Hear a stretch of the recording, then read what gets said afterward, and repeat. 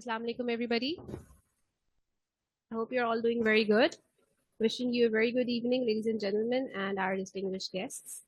On behalf of the Northern Regional Committee of the Institute of Chartered Accountants of Pakistan, I welcome you all to this seminar, which is titled as The Introduction to Digital Assets and Carbon Credits. Before everything, let me just introduce myself. I am Dania Ahmed, a member of ICAP, thankfully, and I'm going to be the master of ceremony for this illustrious gathering. And today the focus is going to be to provide you very valuable insights on the intersection of digital assets, environmental sustainability, and the emerging market trends. So before we delve into it, let's please start with recitation. So I just like to invite the person who's going to recitate on the stage. أعوذ بالله من الشيطان الرجيم بسم الله الرحمن الرحيم الحمد لله رب العالمين الرحمن الرحيم مالك يوم الدين إياك نعبد وإياك نستعين اهدنا الصراط المستقيم صراط الذين أنعمت عليهم غير المغضوب عليهم ولا الضالين.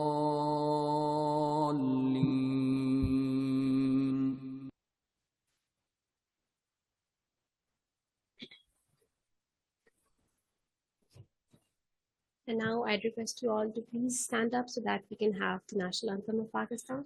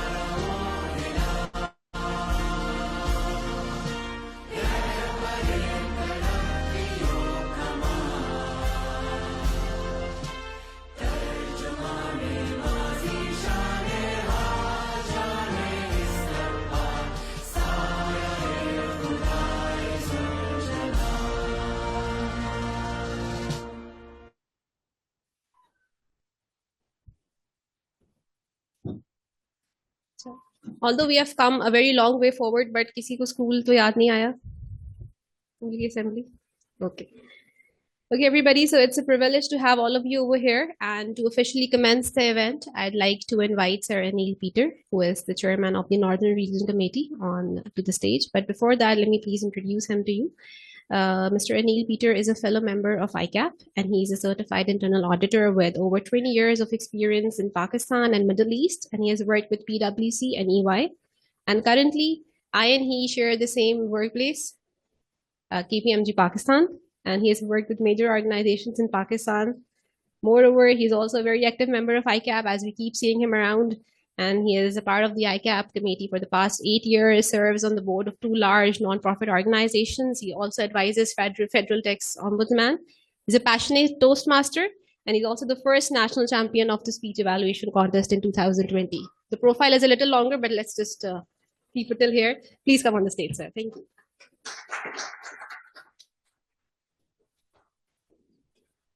Thank you so much. I've always asked them to just shorten it a bit, like that's how it is. Assalamu alaikum, ladies and gentlemen. Thank you very much for joining us in this seminar on carbon credits and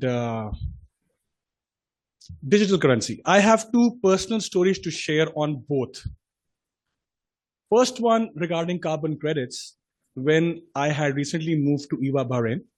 So I'll shift to Urdu because my English is not that good. So I was traveling a cab, I was going to the office, in the morning around 8:30. तब हम time पे office जाया करते थे because young थे.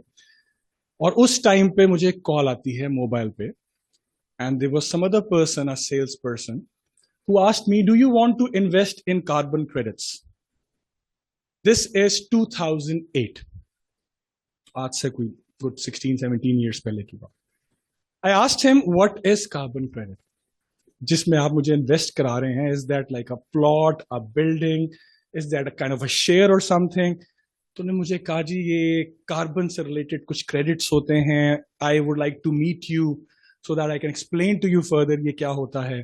तो मैंने कहा भाई मैं तो अभी भी जॉब लगी है महीना पहले, मेरे पास पैसे ही नहीं है इन्वेस्ट करने के लिए और मुझे पता भी नहीं है क्या है. तो मुझे कहते हैं हमने रिसर्च की, हमने चेक किया, आपके पास बहुत पैसे हैं, आपने रिसेंटली एक बहुत बड़ी इन्वेस्टमेंट भी किया यहाँ बहरीन में. मैंने कहा जी मैंने इन्वेस्टमेंट की है यहाँ पे बहरीन में. फिर उनसे मैं थोड़ी डिटेल्स पूछी कि आपने किसको कॉल की है. तो पता लगा कि हमारी फर्म में एक पार्टनर थे जिनका सरनेम भी पीटर था और मेरा भी पीटर है. तो इसलिए उन्होंने वो वाले पार्टनर समझ के मुझे कॉल कर दी. तो उनको मैंने समझाया कि you have got the wrong guy, ना मेरे पास पैसे हैं ना मेरे पास नॉलेज है इस चीज का, इसलिए मेरी जान छूट गई और उनको मैंने सही वाले पार्टनर का नंबर दे के उनकी तरफ सेल डाइवर्ट कर दी.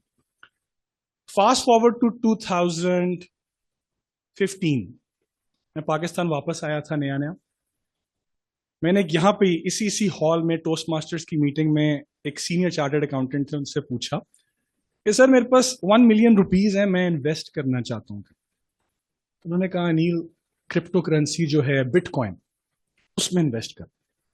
उस वक्त डॉलर था अराउंड 90 रुपीज और बिटकॉइन था $2,500 का. तो मुझे 10 लाख में 4 बिटकॉइन मिल जाने थे.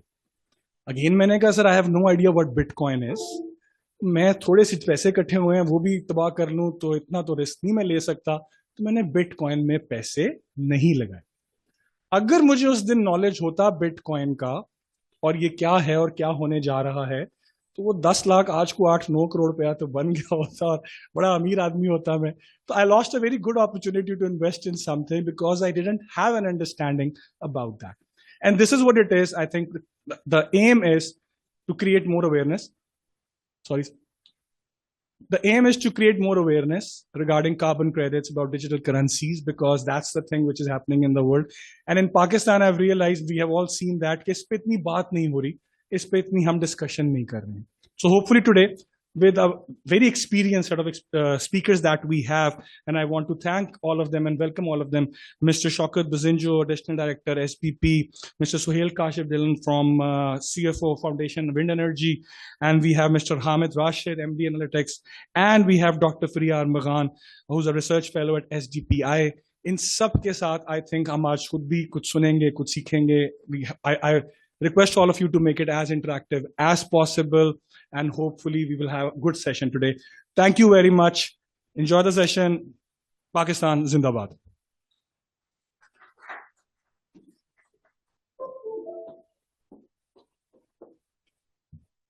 Okay, so thank you so much for the insightful remarks. And I guess somewhere we all have the sad story of not investing in Bitcoin. Everybody, I guess we have it. Okay, so now we are moving towards our next, in fact, our first keynote speaker, which is Dr. Fariar Maghan, a research fellow SDPI. And I have been seeing your profile. You're a PhD economics, specializing in financial inclusion and governance. And her PhD thesis is on financial inclusion process in Pakistan under the supervision of State Bank of Pakistan. And professionally, you have 14 years of work experience as well. So I think we're going to have a very nice and a very insightful speaking session with her. Can I please invite you on the stage?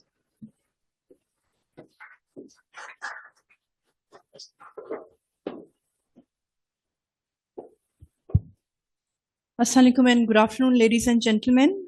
It's absolutely an honor and a privilege to be here and talk about a topic which is quite happening globally. It's definitely trickling down to our landscape, but still we are a bit indecisive about it, about the pros and cons. So I'm just going to speak about an overview of the cryptocurrencies and tokenized assets, what actually these are in real terms, and then what is the kind of digital infrastructure that operates in the background. the comparison between digital and non-digitized finance, and then whether it's a workable solution for Pakistan or not.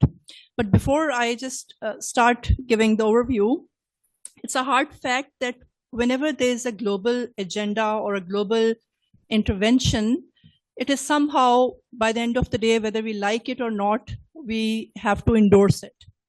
We have seen the precedents in the form of microfinance, how Grameen from Bangladesh was termed as a global success story, and how it empowered the poor and the vulnerable in the global south, and microfinance was everywhere.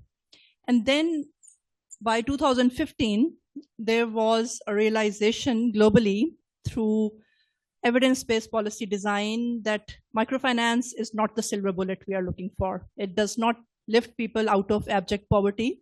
Rather, the high interest ceiling hurt people, and they somehow fall into the debt trap, leading to falling more into poverty rather than poverty alleviation. And then came in the Maya Declaration and the financial inclusion agenda. And when it came in, nobody thought that it's going to be endorsed globally.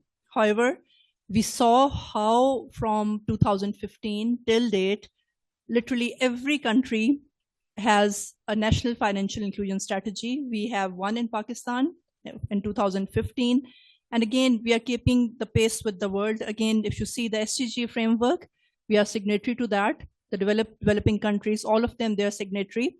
So again, it's more of what is happening on the global front, and it will trickle down in some shape or form. So we can envision that in future, we definitely will be dealing in centralized or CDBCs or the digitized currencies or tokenized assets. So, I mean, you must be familiar as chartered accountants, definitely you must be familiar with the concept of the cryptocurrency, but just I'm going to touch it on the surface and talk about it. So cryptocurrencies are decentralized digital currencies that use cryptographic methods to secure transactions, control the creation of new units, and verify asset transfers. And the very hallmarks of cryptocurrencies are, number one is decentralization. So they operate without centralized authorities like central banks, and they essentially rely on blockchain networks. Again, transparency is an attribute that can be associated with cryptocurrencies, and public ledgers, they enable auditable transactions.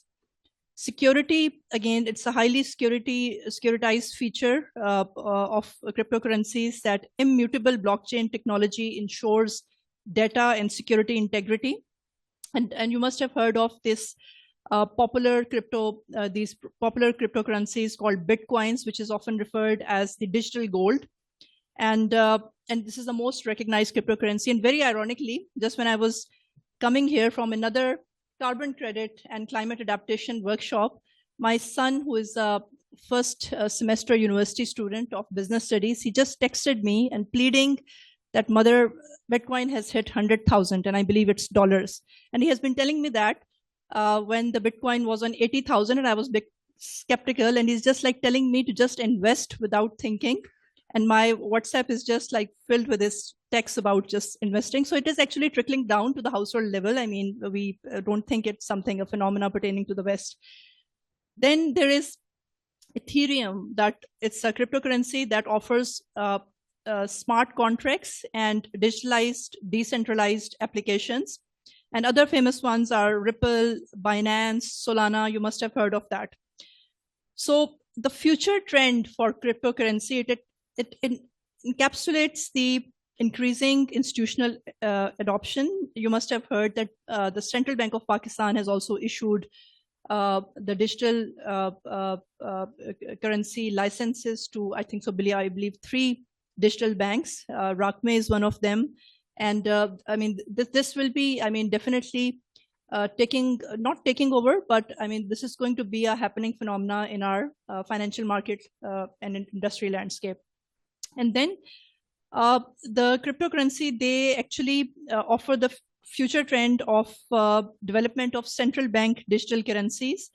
and advances in scalability and energy efficiency and interoperability. Of course, we have seen how the other banking products, which are of plastic nature, they offer interoperability. So now this feature is going to be a part and portion of the cryptocurrency as well. So just jumping over to tokenized asset, again, this phenomena is quite new, but tokenized asset, they involved converting physical or traditional financial assets into digital tokens on a blockchain, enabling fractional ownership and efficient transaction. And the type of tokenized asset that are prevailing in the market, they are real estate, which is fractional ownership of properties. Then commodities like gold, oil, and other tangible assets can be tokenized for trading. This is actually happening in the developed countries. Then there are securities, stocks and bonds represented as security tokens, ensuring regulatory compliance. And this phenomena is not only relevant for the tangible assets, but also for intangible assets like intellectual property, artworks, and digital content. They are also come under the domain of tokenized asset. And I was just like last year, I was sitting at a session of social protection. And as you know, when we talk about social protection, this is one of the largest fiscal chunks of our annual budget. So, I mean, this year, 600 billion has been given to social protection to BISP federal authority. And there was actually this discussion that how we can transform our economy through this concept. And there was actually a discussion that there's a lot of informal saving that happens in our country. So literally half of Pakistan saves, but only 8% entrust their monies with the financial institutions. So it's informal saving. And there was a debate that how we can actually take the example of the saving clubs from the global south, especially from the developing countries in South Asia and certain developing countries in Africa, which actually have formalized saving clubs, and then actually introduced the concept of tokenized gold, because gold is the most preferred or the most recognized asset in South Asia, like in terms of value, in terms of conversion to saving. So if we can convert to fractional gold, where we convert our informal saving to formal saving and formal saving by the title of fractional gold, and where we mobilize the general population, better off income groups, poor and the vulnerable, and lower income groups towards ownership of fractional gold. So what is this idea? This is actually the idea of tokenized asset in the shape of fractional gold that can be quite transformative of converting informal economy into a formal economy. So this is already, there are debates and talks about it. And maybe if Social Protection Authority think of adopting it, we can see tokenized gold coming in Pakistan and whole of nation transforming from informal to formal saving.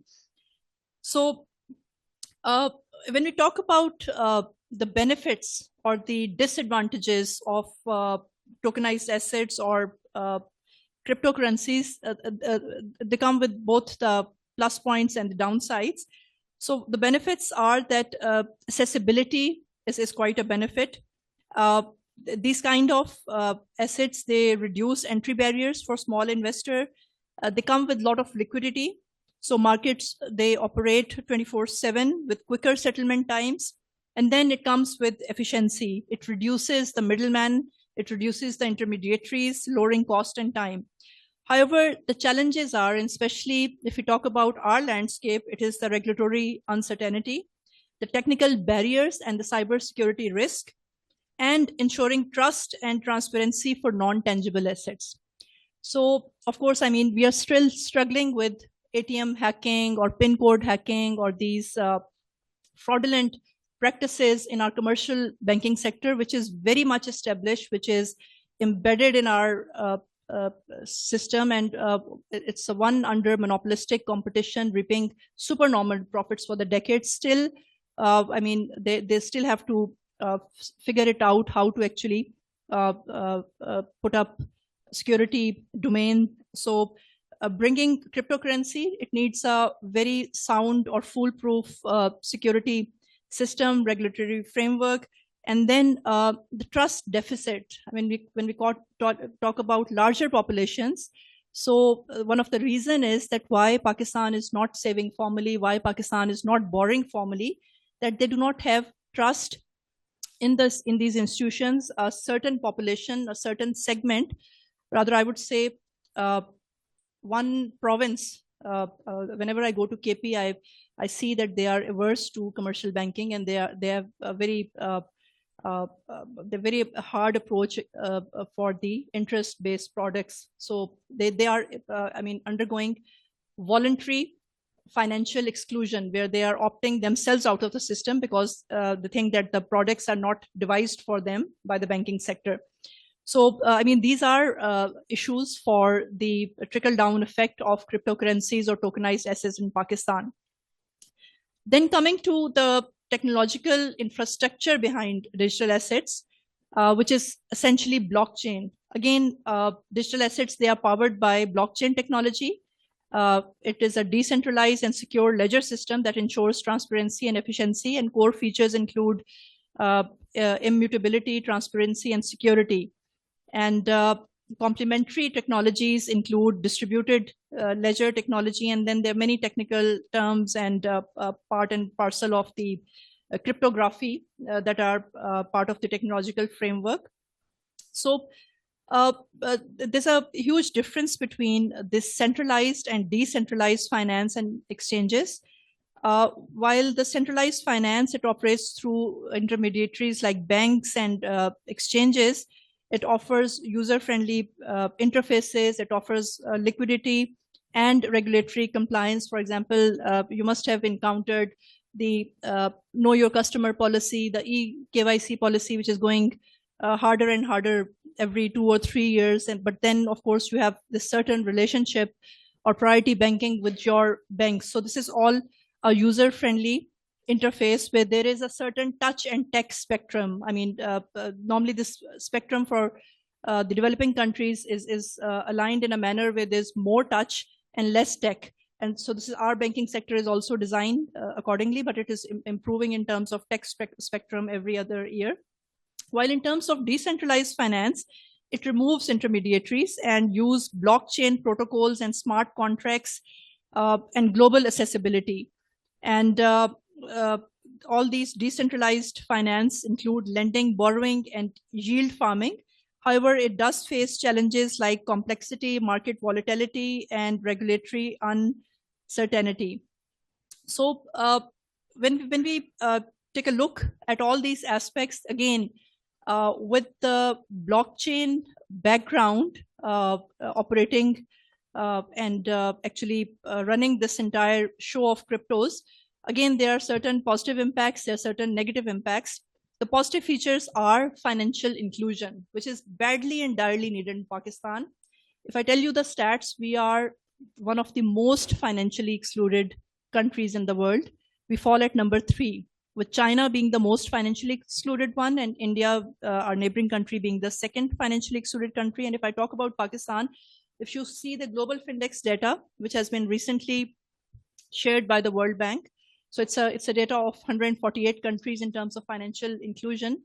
You cannot even see the map of Pakistan because the circle of exclusion, which, I mean, the Global Findex gives it by the color of orange. It is so large for Pakistan, like 150 million plus population, totally in the island of exclusion in terms of market economy, in terms of connection economy. So you cannot even see the map of Pakistan because it is all overshadowed by this large circle of exclusion.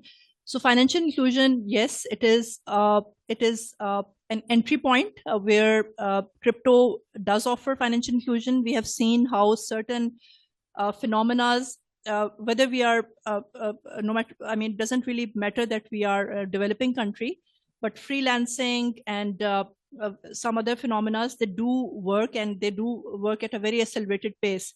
So this is one of the areas which comes with certain level of acceleration, and it can be a point of entry, or what we call in economics that when a certain intervention is workable for developing countries, you have to create a sense of urgency model.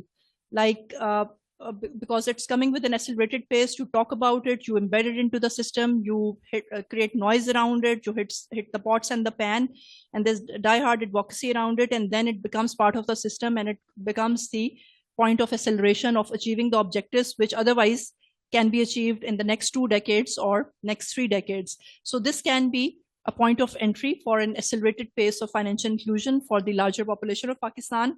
Then again, this is efficient, it is low cost, and then it is fast cross-border transactions and simplify processes through smart contracts. Again, it contributes to economic growth, which is a plus point. And then we have witnessed in developed countries how the CBDCs have improved monetary control and reduced corruption. I mean, since it's a transparent system and the exchange of hands is quite less and very much systematic and technical, so this reduction of wastage or corruption is very much there. However, the downsides are volatility and risk. Cryptocurrencies can destabilize markets due to speculation. I mean, of course, this is still, by the end of the day, part of the derivative market. And it may reduce bank rolls, and it may affect lending and liquidity once the accelerated pace has been established. And there are definitely monetary concerns all over the world whenever they are actually supporting or enhancing the crypto agenda, because cryptocurrency can undermine national monetary policies. And then there are certain environmental and cyber risks that are also associated with the cryptocurrencies and tokenized asset. So now coming to the very pertinent question that whether this suits our landscape, is it a workable solution for Pakistan, especially if we contextualize. I mean, however good is an intervention, it all depends on the context. When we talk about evidence-based design, the context takes the center stage. So what bearing does the present institutional environment in Pakistan have on potential introduction, adoption of central bank digital currency? Of course, we have to route it through the central bank, and it has to be CBDC to start with. So I mean, and for that we need to investigate, or we need to look at the relationship between the government, the Central Bank of Pakistan, and our very influential and deeply embedded commercial banking system. So the introduction of central bank digital currency in Pakistan definitely will depend on the country's institutional environment, including its regulatory framework, technological infrastructure, and public trust. And the key consideration in this regard must be that the State Bank of Pakistan, it has to collaborate with legislators and regulators to establish a strong framework in terms of technological infrastructure. Investments in cybersecurity, blockchain, and payment systems are needed to support CBDCs. And then again, informal economy needs to be tackled, and this is one of the pathways to tackle that. And CBDCs could formalize transaction, but weak tax enforcement and distrust in government may hinder adoption. And again, when we talk about trust in institutions, the public trust in the commercial banking sector and government is essential for CBDC's acceptance. And also, there's a certain level of tech readiness which must be there. While platforms like RAS, I mean, RAS, it was a huge, great intervention by central bank with international development partners. So this platform like RAS, they exist, but gaps in rural internet access and digital literacy and cybersecurity needs to be addressed. And now it's not even a case of rural internet access. I mean, the way we have seen internet going in Pakistan, the disrupted internet, it has affecting all our digitalization and digital infrastructure. So it's quite a contradictory scenario to what is needed for cybersecurity, or for a contradictory scenario for what is needed for cryptocurrency acceleration in Pakistan. So right now, at this point in time, the landscape is not conducive, especially because the background digital infrastructure, it is all reliant on the IoT or the internet, and that is totally disrupted. So we need stability in that regard. So again, the government and the central bank relationships and this trio of commercial bank, government, and central bank, that is also very essential. And we can definitely anticipate that banks may resist CBDCs as it could reduce their deposits. So, I mean, of course, CBDC will create competition in the market. And the way our commercial banking sector is proceeding. So, I mean, it's a very competitive and very performing commercial banking sector, but still it is averse to certain happening phenomena or interventions. For example, we see a lot of talk about climate action. I think so. Two phenomena: climate change, climate action, disaster risk reduction, disaster risk management, and gender equality. They are taking the center stage in the developing countries right now. I mean, there's no other portfolio that is getting more attention in terms of research, in terms of advocacy, in terms of financial allocation, especially by the development partners, than the climate change and the gender portfolio. But again, our commercial banking sector is still not ready to roll out climate financing products. I mean, it all exists at the policy level, it all exists at the regulatory framework, but we are yet to roll out green economy products. We are yet to roll out climate financing model.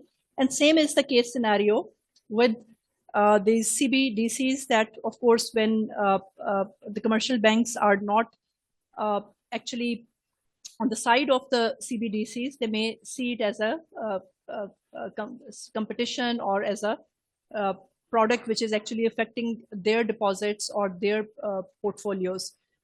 So the opportunities are that, of course, I've mentioned about financial inclusion, providing bank access to the unbanked, efficiency, anti-corruption. CBDCs can actually help track transactions and reduce illicit financial flows.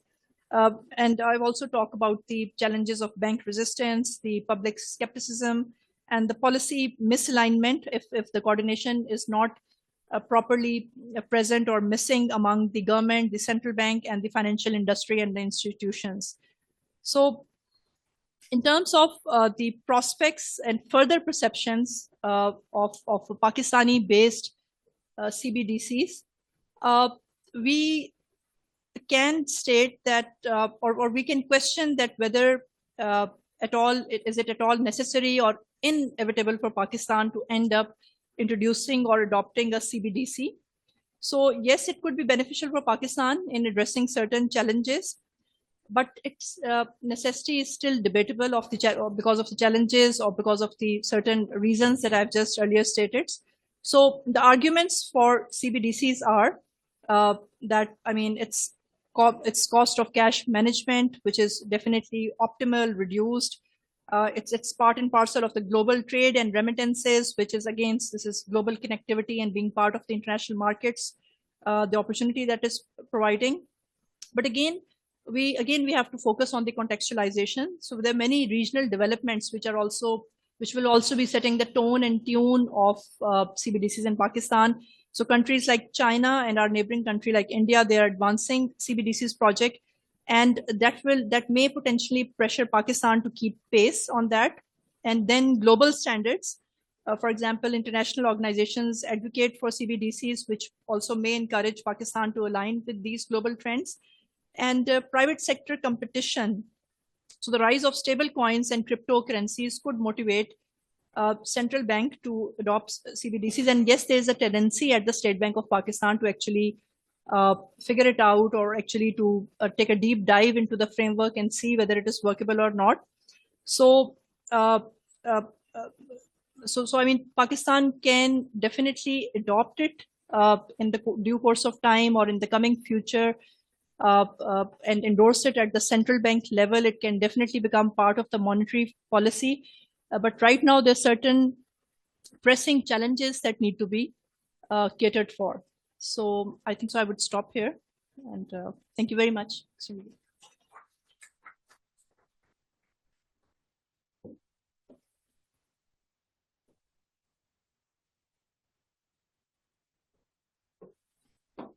I'd like to answer if there are any pressing questions.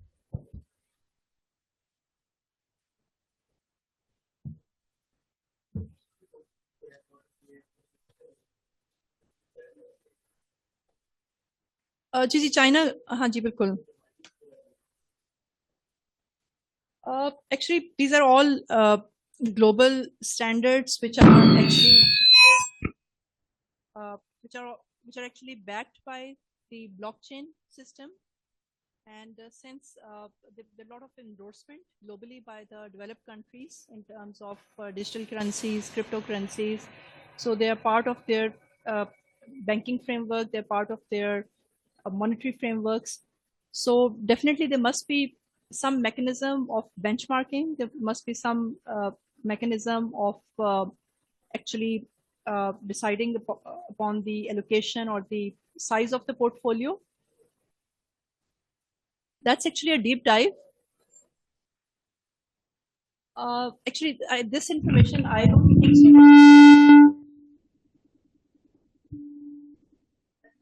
I never had the chance of actually looking at this number, but this is I think,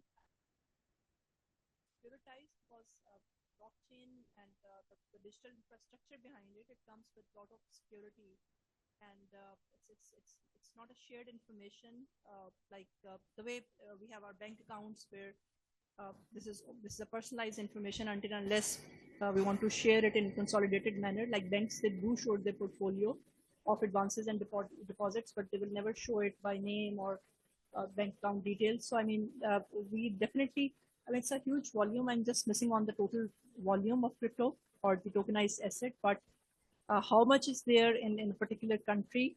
And how it is created? Question is how it is created. It's created on this whole blockchain ledger. That is system. fine. Who is creating? How you value it? So that's quite a technical question. I think so. Blockchain expert can answer that. But I mean, this is a digital currency, which very much like, I mean, it's a escalation or just a transition, a very refined transition from the plastic form that we are using. So definitely, but this is a deep dive into the crypto. I think so. I'm missing around it.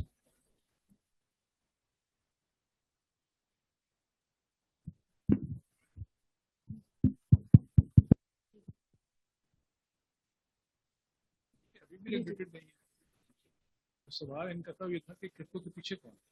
Nobody knows. ठीक है, सो कहना कि blockchain है, ये कर लें वो कर लें. असल प्रॉब्लम ये है कि स्टेट बैंक ने भी कोशिश की होगी कि पता तो करें कि इसके पीछे है कौन. State bank is definitely for central bank digital currency. State bank, first we need this legal framework, the regulatory framework, then putting in all the cyber security features in place. Only then we are able to tackle it.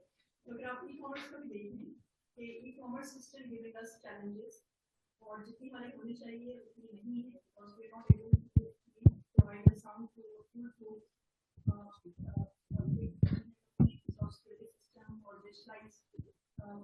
system in our country. So जो countries advance कर गई हैं वो तो definitely they have very refined systems and they are able to manage these digital transactions without error.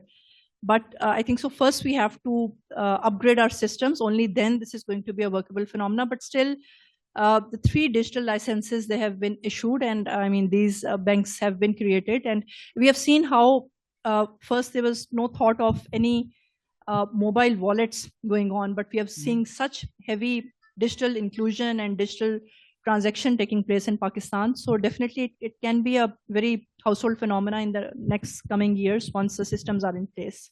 So in a way, you're telling us that as a country, we lose as Anil has lost his opportunity. Because when we put in place the legal framework and everything else, people would have made money worldwide. I think so. We are still not very, I mean, our level of awareness is still very low.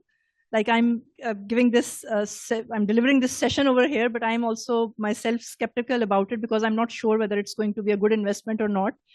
But again, this is the good part of being in the global south, that when adaptation comes, it comes at a very accelerated pace. So nobody thought that the mobile wallets will take over the country like this, and everybody will be doing transactions and will be endorsing Easy Paisa or Jazz Cash, or they will be taken up not only in the urban areas but also in the rural areas.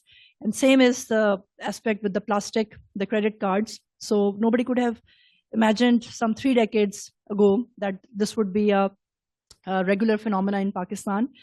But this is the way it happens. If you can see freelancing, again, one of the highest level of freelancers in Pakistan. So maybe it can be a very localized and very widespread phenomena in Pakistan in the next year, or maybe if the framework is not there, the digital or the internet or the regulatory or the illicit actions are not tackled, maybe it may not be a workable phenomena. But I think so the landscape of Pakistan is quite happening, and we will go towards adoption. We have a very progressive banking system. We have a very progressive central bank who has taken up all the interventions in the past, and they're pursuing it, actually going forward with a very progressive approach. So it may go on an accelerated pace.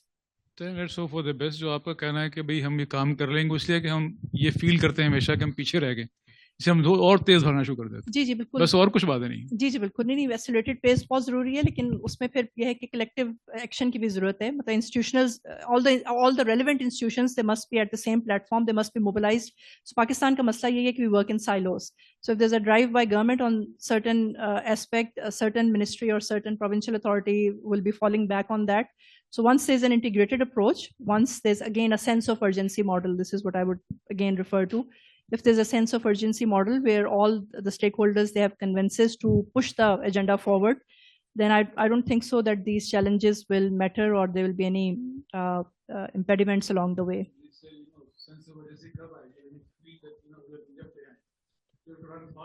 जी हमें तो daily feel होता है we are behind. जिनका काम है take up करना, they must understand it. Okay, may I add that कि जिस तरह भाई ने पूछा कि what is the volume of this whole $498 billion जी it's a huge market. Market है, और इसमें से बिटकॉइन की 52% ऑफ द वर्ल्ड शेयर है, और इथेरियम जो आपने बताया वो उसका 12% है, तो रेस्ट जो है वो बाकियों में तकसीम है. जी बिल्कुल. और जहाँ तक आपने ब्लॉकचेन की बात की, इसमें थोड़ा सा ये मैकेनिज्म है, अगर आप उसको स्टडी करें, इसके अंदर जो मैकेनिज्म लिया जाता है वो ये कि इसके ये आईटी बेस्ड कंपनीज हैं जो इनको स्टार्ट किया था, और इसकी जो सबसे बड़ी कॉस्ट है इस वक्त वो इलेक्ट्रिसिटी है जो ब्लॉकचेन को मुसलसल चला रहे होते हैं, और ये आईटी बेस्ड कंपनी बैक करती हैं. इसके अंदर जो छोटे कॉइन्स आए हैं वो आते हैं, लेकिन कॉस्ट को वो सर्वर्स होते हैं उसको चला रहे होते हैं. आईटी के यहाँ पे चैंपियंस भी बैठे हैं, इनको ज्यादा पता होगा. तो ये इसका है, माइनिंग इसी में है. तो पाकिस्तान में इसकी आया भी था, कुछ माइनिंग लोगों ने करने की कोशिश की. वो हमारे कुछ सेलिब्रिटीज भी हैं जो टीवी पे आकर उन्होंने अपनी माइनिंग का स्टार्ट भी किया, लेकिन वो नहीं कर सके. यहाँ पे कॉस्ट ऑफ इलेक्ट्रिसिटी इतनी ज्यादा थी कि वो सर्वर्स को चलाना, ब्लॉकचेन मेथड को लेके चलना, तो ये इसमें है.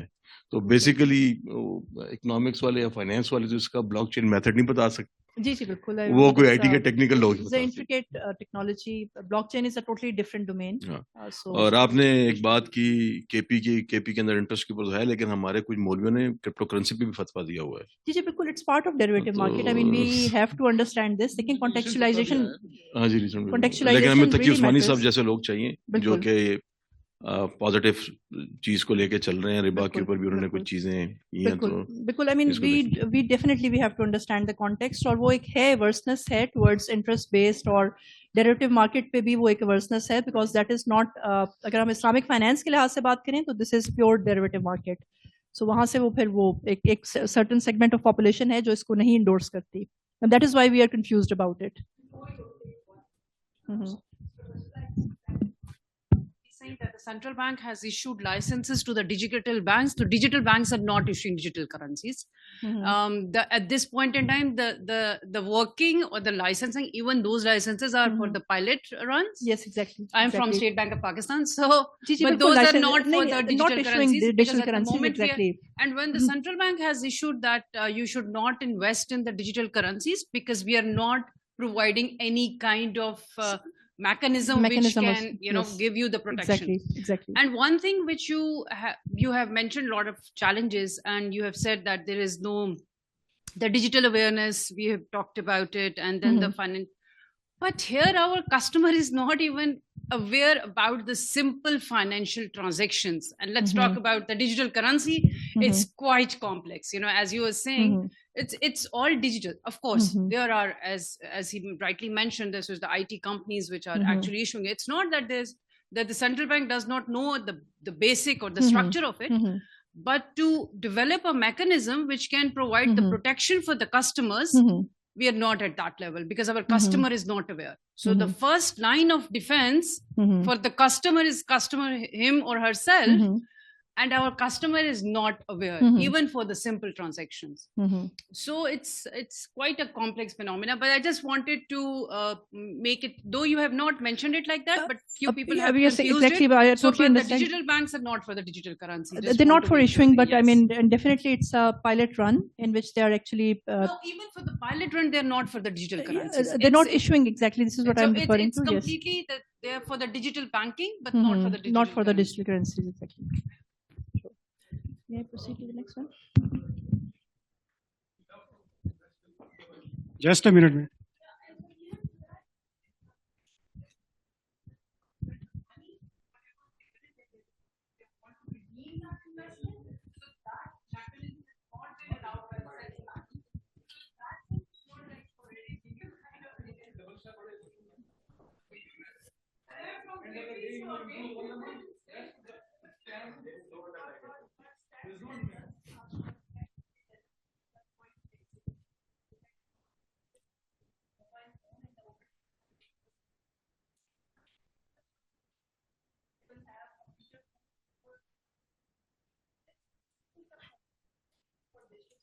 एक minute.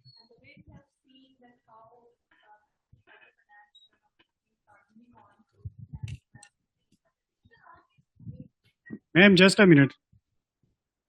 Just a question. Public में अवेयरनेस नहीं थी, कस्टमर हमारा पढ़ा लिखा नहीं है, गवर्नमेंट ने क्यों नहीं 2-4 लाख बिटकॉइन लेके रख लिए, आज हम सारा कर्ज उतार देते।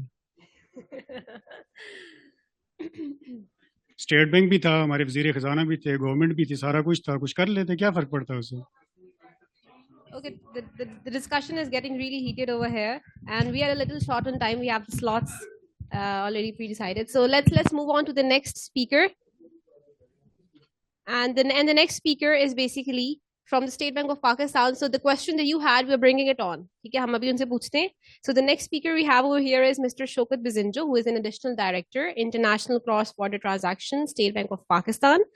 And he has over 25 years of experience in the areas of payments and innovation, banking and supervision, enabling digital financial services, technology governance, DFS oversight, fintech licensing, and you name it.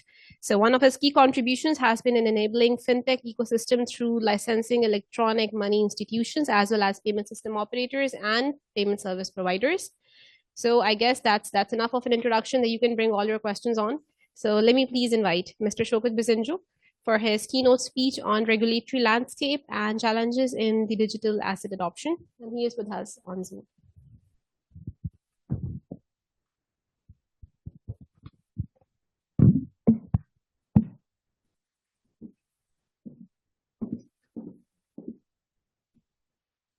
जी अस्सलाम वालेकुम. Am I audible? Yes. Ji ma'am, I'm audible.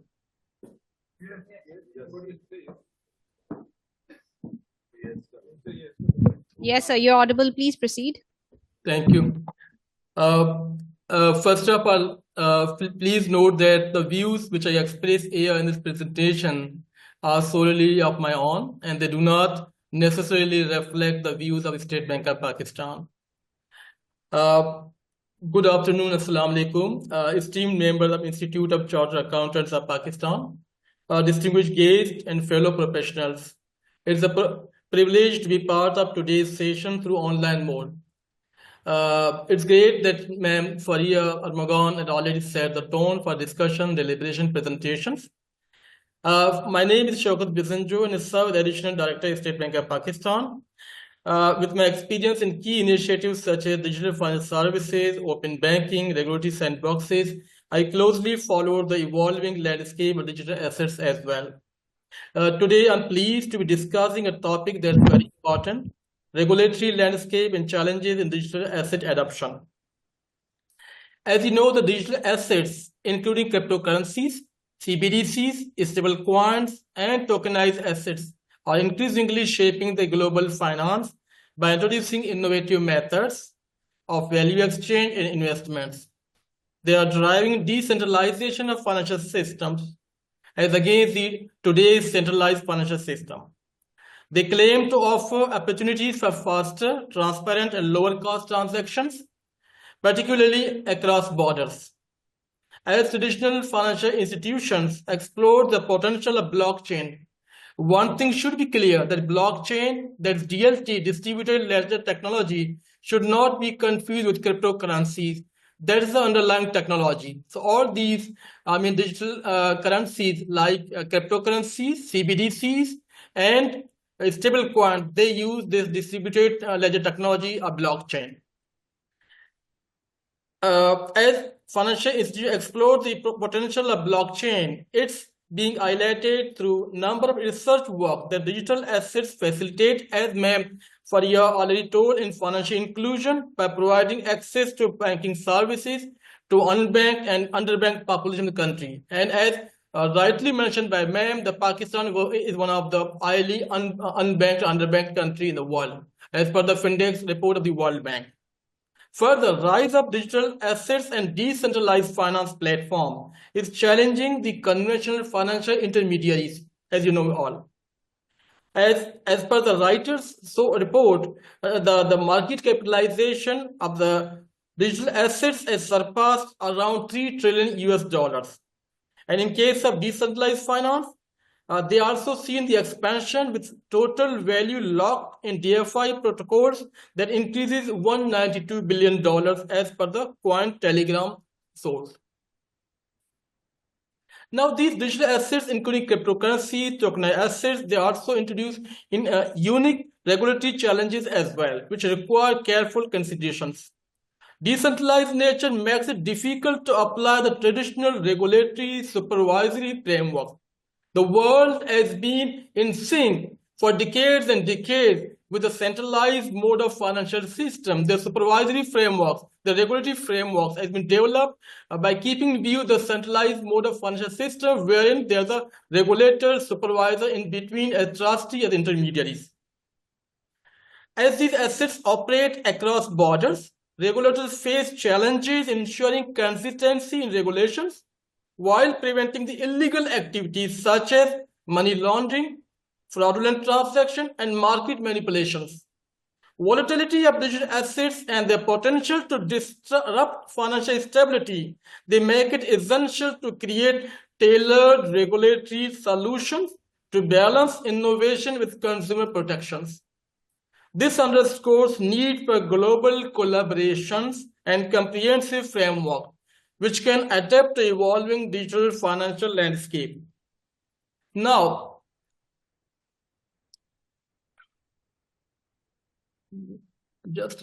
I want to move my slide. Yep. Now, here you can see that the financial authorities use many different terminologies to refer with respect to crypto assets.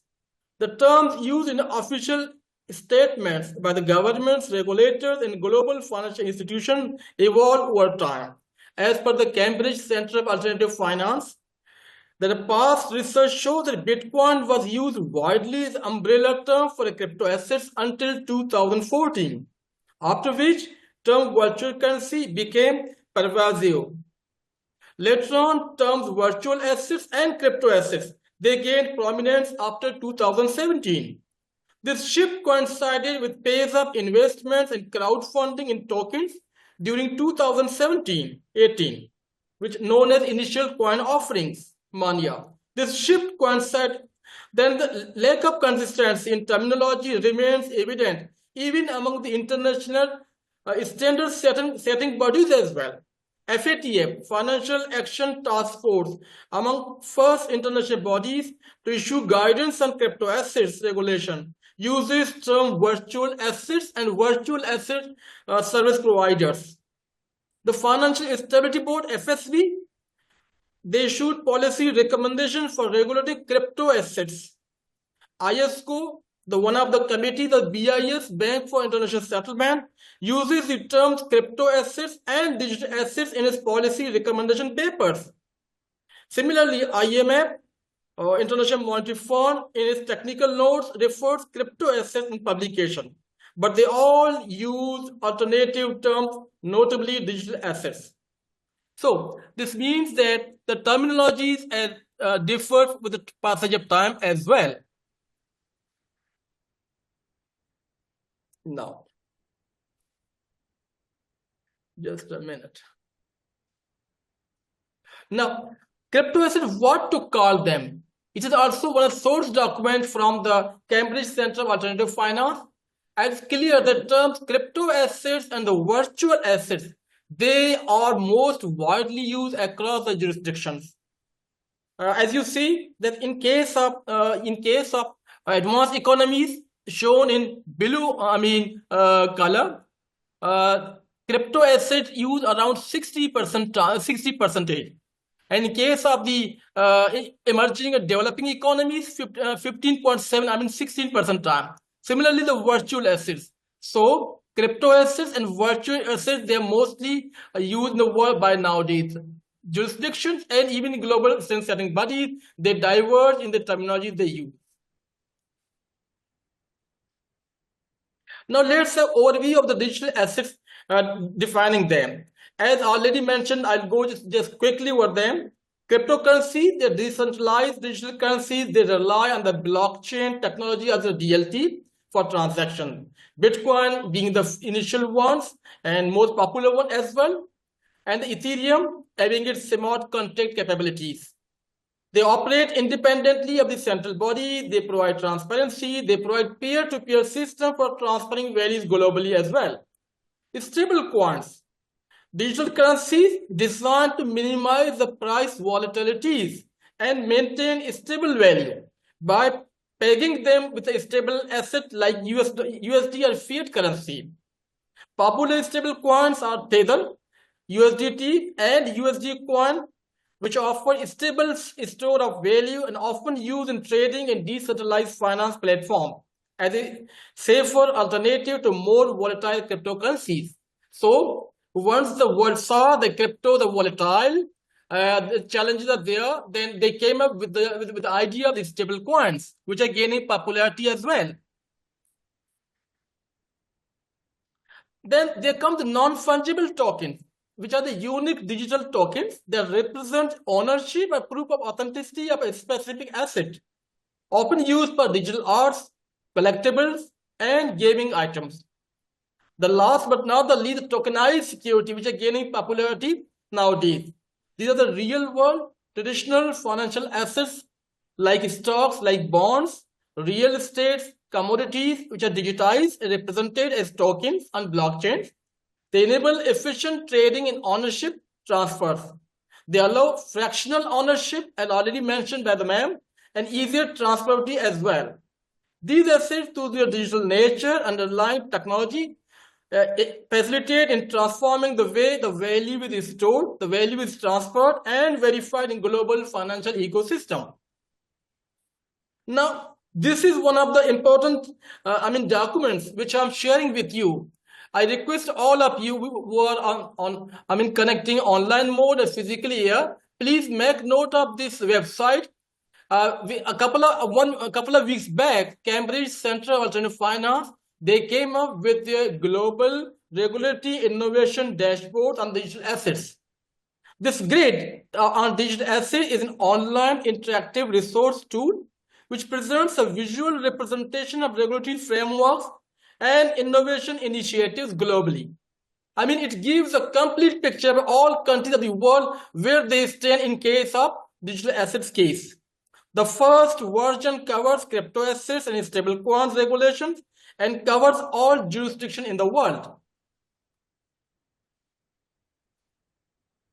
Now, what are the global approaches to crypto asset regulations? The approaches to, crypto asset taken by financial authorities across the world is compared. It indicates jurisdictions that introduce bans, they banned it, and other restrictive measures, and jurisdictions which introduce the regulatory framework. Jurisdictions divided into 4 groups, as whether either they leave crypto activity unregulated, ban them, or regulate them. Jurisdictions that regulate crypto assets are divided into 2 groups. Those that introduce anti-money laundering frameworks and that introduce comprehensive regulation and licensing frameworks. So they regulated on the pattern with the AML framework and the licensing and regulatory framework. The figures show that crypto asset activities remain unregulated in 43.3% of the jurisdictions of the world. And they're regulated in 44.1% and banned in remaining 12.6%. Jurisdictions that opted to regulate crypto asset activities, they introduced comprehensive regulation and licensing frameworks, like WARA of Dubai, Virtual Asset Regulatory Authority of Dubai, which came up with a new authority for regulating the cryptos. Now, it's a further breakdown of these. This study notes significant difference in approaches taken by the advanced economies and the emerging developing countries. Crypto asset activities are subject to comprehensive regulation licensing framework in 59.5% of the advanced economy and subject to AML frameworks in 14.3% of the countries of the advanced economy. In 23.8% advanced entities, undertaking crypto asset activities remains unregulated. Banning is only prevalent in 2.4% of the advanced economy jurisdiction. In contrast, 55.7% of the emerging and developing economies, which have yet to propose or implement any regulation for crypto asset activity. In 5.3% and 19.8% of developing economies, jurisdictions, crypto asset activity is subject to AML and comprehensive frameworks respectively. There's substantial percentage of jurisdictions, like 19%, where crypto asset activity are banned or there are restrictions in place. Macroeconomic stability, especially in case of bans, together with lack of resources and capacity to regulate sector, offers possible explanations for these results. A close analysis of 19 selected jurisdictions, which was part of a survey of the Cambridge Center, it provided information about rationale for differences in approaches.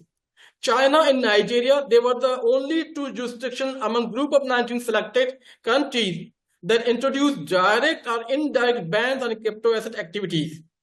These can be classified as partial bans, not a full ban. China has in place a series of restrictive measures such as prohibition of initial coin offering, prohibition of exchanges acting as central counterparties. In Nigeria, bulk of restrictions were imposed on banks and designed to limit their ability to serve crypto asset service providers or exchanges or individuals. Both China and Nigeria rank high in terms of crypto adoption worldwide, as well as per the chain analysis report. So let's go ahead. In this case, to ignore, to ban or regulate, it is one of the summaries of the things which we just discussed. Yeah. Now, what is the regulatory landscape, emerging best practice in the world? Some of the emerging best practices in digital asset regulations are MiCA, Markets and Crypto Asset Regulation, introduced by European Union, which provides framework for digital asset regulations. It was introduced to create a unified framework ensuring that digital assets are regulated consistently across European Union member states. It establishes rules on issuance and trading of cryptocurrencies, addressing areas like licensing for digital asset service providers, stable coins, and investor protection. Second is Financial Action Task Force, FATF. They issued guidelines on anti-money laundering and countering financing of terrorism in relation to virtual assets. FATF's travel rule requires virtual asset service providers to share transaction detail like senders, receivers information to prevent illicit activities. Now, this is one of the glimpses of the countries of the world. They are taking as per the as against the virtual asset. China, as we mentioned earlier, case of Saudi Arabia, Monetary Authority, they prohibited dealing cryptocurrencies within the country. Algeria, they effectively banned the use, holding, purchase, and sale of cryptocurrencies. Similarly, Bangladesh has banned all cryptocurrency transactions and warned of strict penalties for violation. In case of United States, as a complex regulatory environment with various federal and state agencies involved therein. That financial crime enforcement network FinCEN, it requires cryptocurrency businesses to register as money service businesses and comply with anti-money laundering and know your customer KYC regulations. The SEC, Securities and Exchange Commission, in case of USA, regulates securities offerings, including some cryptocurrencies. The Commodities Future Trading Commission, CFTC, oversees cryptocurrencies classified as commodities. Different states have their own regulation and licensing requirements as well. Similarly, we have the European Union, they introduced the 5th Anti-Money Laundering Directive, AML-D5, which mandates AML and KYC requirements for virtual asset service providers. So mostly countries of the world, they're looking into the licensing and frameworks areas plus anti-money laundering framework while they're regulating the cryptocurrencies. Similarly, there's a case of United Kingdom, South Korea, Singapore is as a progressive approach with respect to cryptocurrency regulation. And they focus on AML and KYC. The Monetary Authority of Singapore oversees the cryptocurrency activities. Similarly, there's case of Canada as well. Now let me fast forward a while. Yeah. Now, what is the current global regulatory approaches? Yeah, CBDC is one of the cases. As mentioned by ma'am, the central bank globally are working on issuing CBDCs. When in 2008, Satoshi Nakamoto came up with the idea of Bitcoin, and thereafter the cryptocurrencies gained momentum. The central authorities of the world, by looking into the fact that the supervisory regulatory frameworks may be challenging for them, they came up with the idea of stablecoin and CBDCs as well. So these CBDCs are the government-backed digital currencies designed to supplement traditional fiat monies, with central banks overseeing the issuance, the regulation, and stability as well.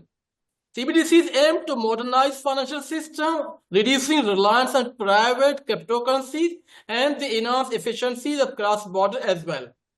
As of date, these are some of the countries: Bahamas, which launched their cent dollar; China came up with the digital yuan, also known as eCNY; Eastern Caribbean, 8-member countries, they came up with the Dcash; Nigeria came up with the e-Naira; Sweden's e-Krona, which is currently in development and testing phase; Uruguay's e-Peso in the pilot phase completed; Cambodia's Becom; Japan's digital yuan pilot phase; South Korea digital won; Canada's digital Canadian dollar; European Union's digital euro. So these are some of the 10 to 11 countries which are fast progressing, whether they are in pilot phases or they launch commercially as well. But majority of countries are doing the research work, their thought processes, because there are great investments involved in CBDCs as well. And first and foremost, the need assessment should be done as well.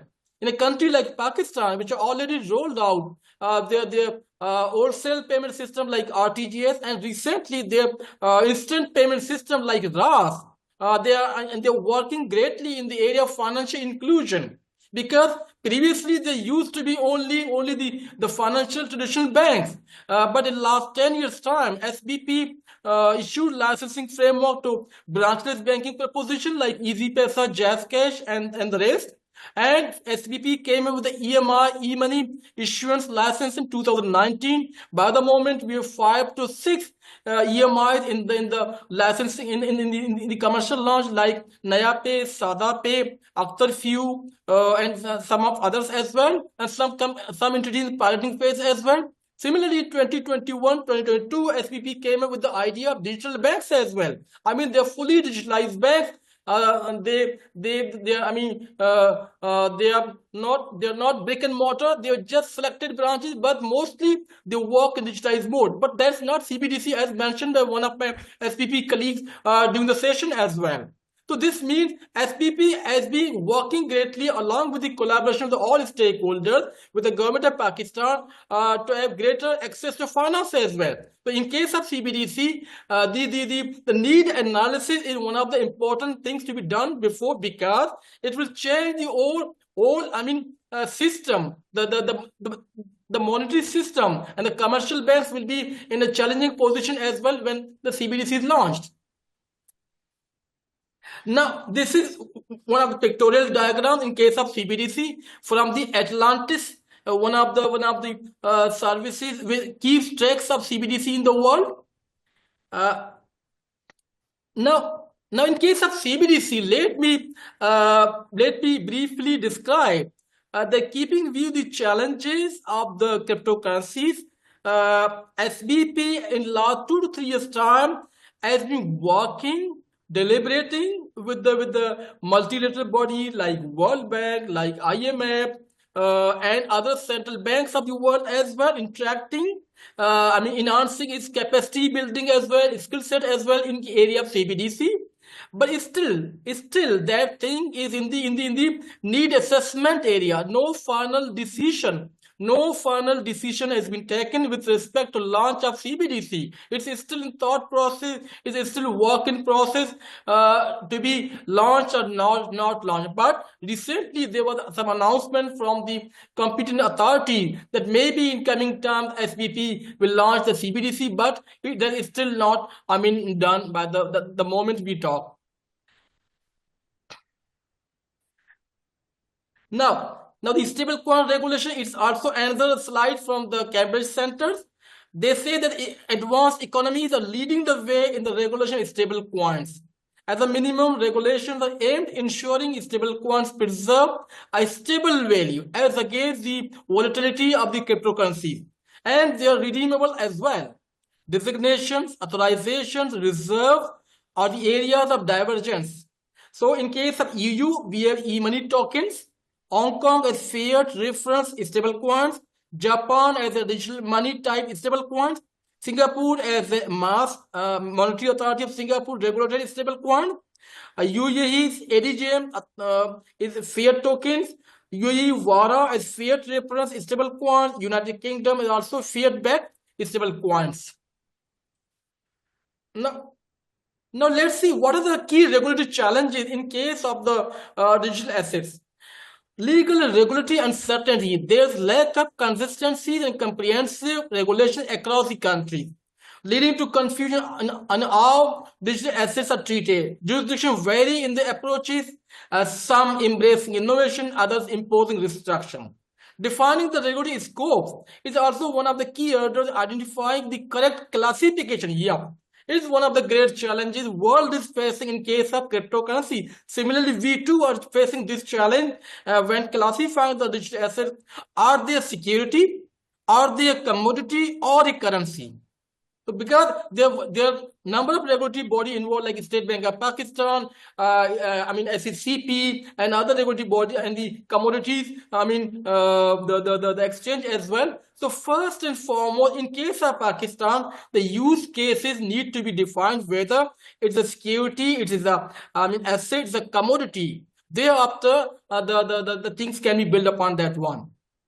So different regulatory bodies such as SEC and CFTC in United States, they treat the same asset differently based on the classification, leading to legal implications for compliance, for taxations and reporting purposes. The jurisdiction conflicts are also there. Cross-border nature of digital assets that present jurisdiction conflicts. Digital assets not only adhere to national border, they make enforcement of regulation very difficult as well. There are the AML KYC compliance challenges as well. The digital asset exchanges often targeted for AML and KYC compliances. Regulatory bodies are focusing on ensuring that exchanges follow proper procedures to prevent illicit activities such as money laundering and terrorist financing. But enforcing these standards consistently across global platforms is one of the key challenges. Now, what are the key challenges in the digital asset adoption? One of the key challenges is the market volatility and consumer protection, as you know all. Because of the extreme price fluctuations, it is very difficult, challenging for the regulatory body, for supervisors. And since these are the privately owned currency, the cryptocurrencies, so they're not in control of central body. So this is one of the key challenge for the regulatory supervisory body. The enforcement authorities, how come they implement the enforcement rule? That's one of the challenges as well. Because for regulator, for supervisor, the key challenge is the protection of customers from these action in case their funds are stolen or something else happens. The second key challenge is cyber security and cyber threats. Once upon a time, it was told that the blockchains are these cryptocurrency. They are they're fraud proof. No frauds can happen. But in last years, digital asset exchanges, wallets, and underlying infrastructure, they were the frequent targets of the cyber attacks as well. One of the severe high-profile incident which happened, there were MT-GOX app, in which around 850,000 bitcoins were stolen for one of the largest cryptocurrency exchanges as well. It's just one example. There are so many such examples. And Bitfinex in 2016, wherein $72 million were stolen. So this means such incidents, they highlight vulnerabilities in cryptocurrency ecosystem as well. And the environmental, the foremost challenge for the country, which are energy deficient countries, they have very challenge because this mining process, proof of work, in case of Bitcoin and block generation, there are great environmental impact. The process of mining, the digital asset require vast amounts of computational power. You need computer in that case. That's why.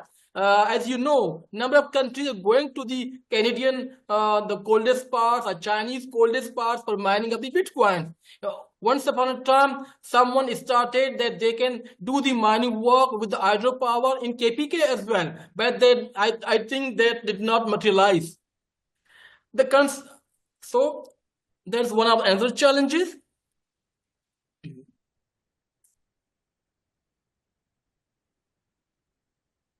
Yes, and the great challenge is the coordination and standardization. As I mentioned, the lack of global harmonization between all standard setting bodies, that's another great challenge. The global collaboration, the regulatory bodies are calling for a unified approach to digital asset regulation. FATF has been instrumental in setting global standards for AML and CFT. And FATF's recommendation 15 and 16. Recommendation 15 is regarding new technology, and therein it also addresses virtual assets and virtual asset service providers as well. Nowadays, FATF is emphasizing upon the countries who have done the prohibition that they have see whether either they have to take the decision whether they want to ban it or whether they want to regulate it and come up with the particular use cases. But the prohibition is not the solution as per the FATF. But in cases the country decide to go for the regulating digital assets, then there are certain requirement, supervisory and regulatory, they have to comply along with the enforcement actions as well.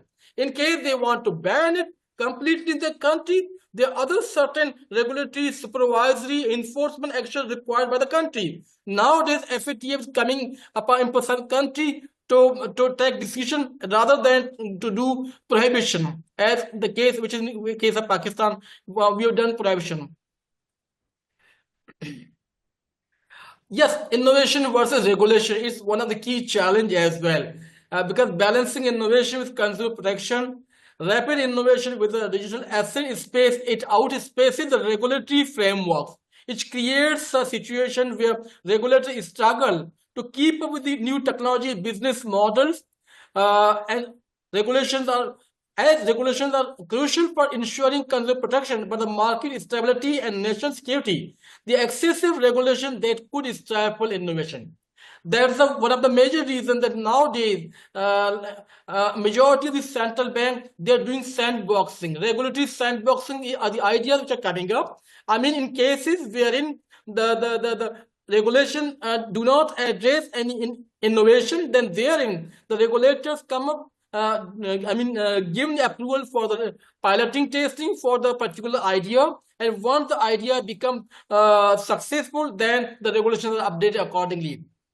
One challenge is consumer protection. Rise of decentralized finance, decentralized exchanges, and initial coin offering that complicate the regulatory landscape as well. Let's go ahead. Now, the crypto asset landscape in Pakistan, SBP keeping view the banking channels were being used for the some cryptocurrencies and other things. In 2018, SBP, after collaboration with the relevant stakeholder, came up with the circular by prohibiting the regulatory entities from dealing in virtual assets. Similarly, SECP also adopted the aforesaid circular for the corporate and regulatory sector. Thereafter, subsequent to that, various petitions were launched in countries' courts of law against the circular of SBP. So, just in passing, I want to say one of the important cases was one of the social activists who went to Sindh High Court, and that case got some prominence as well. And during that case, a committee was formed under the aid of Deputy Governor, State Bank of Pakistan, where all the relevant stakeholders, Ministry of Finance, SCCP, State Bank, APR, PTA, Ministry of IT, all the FIA, all were relevant stakeholders were part of the committee, and that committee anonymously came up with these risks identified by the SPP and the relevant stakeholders. They say that at present, there are greater legal and regulatory risks because there's no law in Pakistan to address explicitly the cryptocurrencies, its classification as an asset, as a commodity or security, etc. So customers in possession of cryptocurrencies, they carry all legal and regulatory risks themselves. The flight of capital from a country like Pakistan, that was another great risk identified by the committee member. Since all popular cryptocurrencies are based out of Pakistan, and the exchanges are out of Pakistan, SPP is concerned. SPP is concerned that they will be used for outflow of foreign exchange from the country, resulting in further depletion of reserve and exchange rate. Price volatility and lack of customer protection. Cryptocurrencies are proven to be volatile in terms of price fluctuation, due to which its customers are exposed to huge monetary losses. Crash of Luna and other currency is an example. Risk of legal enforcement. Who will do the enforcement? At present time, since they are algorithmic-based private currency and they're done privately out of Pakistan in some exchanges by some private body, then who will do the enforcement? Due to the borderless, distributed, and anonymous nature of cryptocurrencies and lack of capacity and legal mandate, regulators and law enforcement agencies in Pakistan may face monitoring and enforcement challenges as well. Concerns regarding money laundering, terrorist financing, frauds, and criminal activities. So these were the key risks which were identified by the committee under the aid of SBP, and it was participated by all the relevant stakeholders as well. Excuse me, sir. Just last one slide. Now, these are some of the highlights from the second global crypto asset regulatory landscape study done by the Cambridge Center for Alternative Finance. They say the term cryptocurrency has fallen out of favor. As we mentioned earlier, the crypto asset and virtual asset, now they got the prominence. They say the regulation is coming, but slowly. Fewer than half of jurisdictions surveyed have introduced comprehensive regulations, with emerging and developing economies lagging behind than the advanced economies. Third, they say the bans are uncommon, but justified by currency and financial stability concerns. Now, the last slide. Yep. They said stablecoin regulation is a priority in large advanced economies nowadays. Fifth number, they say separating activity is a remedy for conflict of interest. Yeah. Addressing the conflicts of interest in crypto asset service provider has moved to top of agenda after collapse of the FTX exchange. The tokenization and decentralized finance, they're also gaining momentum as well, but not so much now, but they're gaining momentum as well. Thank you very much. My apologies for being long for a while and keeping you waiting. Thank you very much.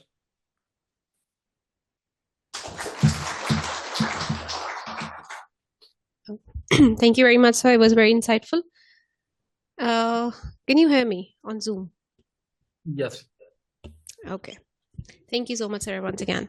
Okay, now let's move to the next speaker of the session, which is Mr. Suhail Kashif, the CFO Foundation Wind Energy. Let me just introduce him. Mr. Suhail Kashif is a fellow member and a director from ICAP with extensive experience in financial management. And he's also registered with the Pakistan Institute of Corporate Governance as an independent director. He has held very senior positions in various organizations, and currently he's the CFO for 3 wind energy projects of the Fuji Foundation Group under the FFC. So, sir, you're please requested on the stage for your session.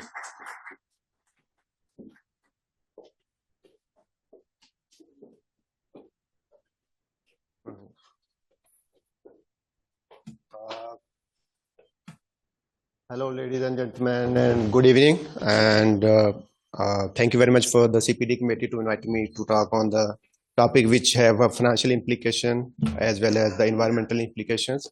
And since we have a short of the time already, we will try to discuss and understand what are the carbon credits. So, Bismillahirrahmanirrahim. Our objective here is to understand what are the carbon credits and their sources and their market, and how does is going to help us to mitigate the global warming impact on our globe. First, we need to understand what are the carbon credits. Although there is no concrete and specific definition for the carbon credit, but what we can say, this is basically the right to emit 1 ton of the carbon equivalent GHG in the environment. In other words, we can say this is the price of 1 ton, emitting the 1 ton carbon in the environment, since it has a value. So, when there is a value of something, it turned into a commodity. Now it's some sort of a commodity which have a buy, demand and supply forces, and obviously it's turned into a market now, which we will discuss later on. If we look into the type of the carbon credit, we have 2 types of carbon credit with us. The first is the compliance credit. Basically, there is no specific name. In fact, these are the names after the market where they are being traded. The compliance market, these are carbon credits are traded in the compliance market, and government or regulatory body issued a limited number of carbon credits. An example of these are certified emission reductions, and the European Union allowances are the example for the compliance market.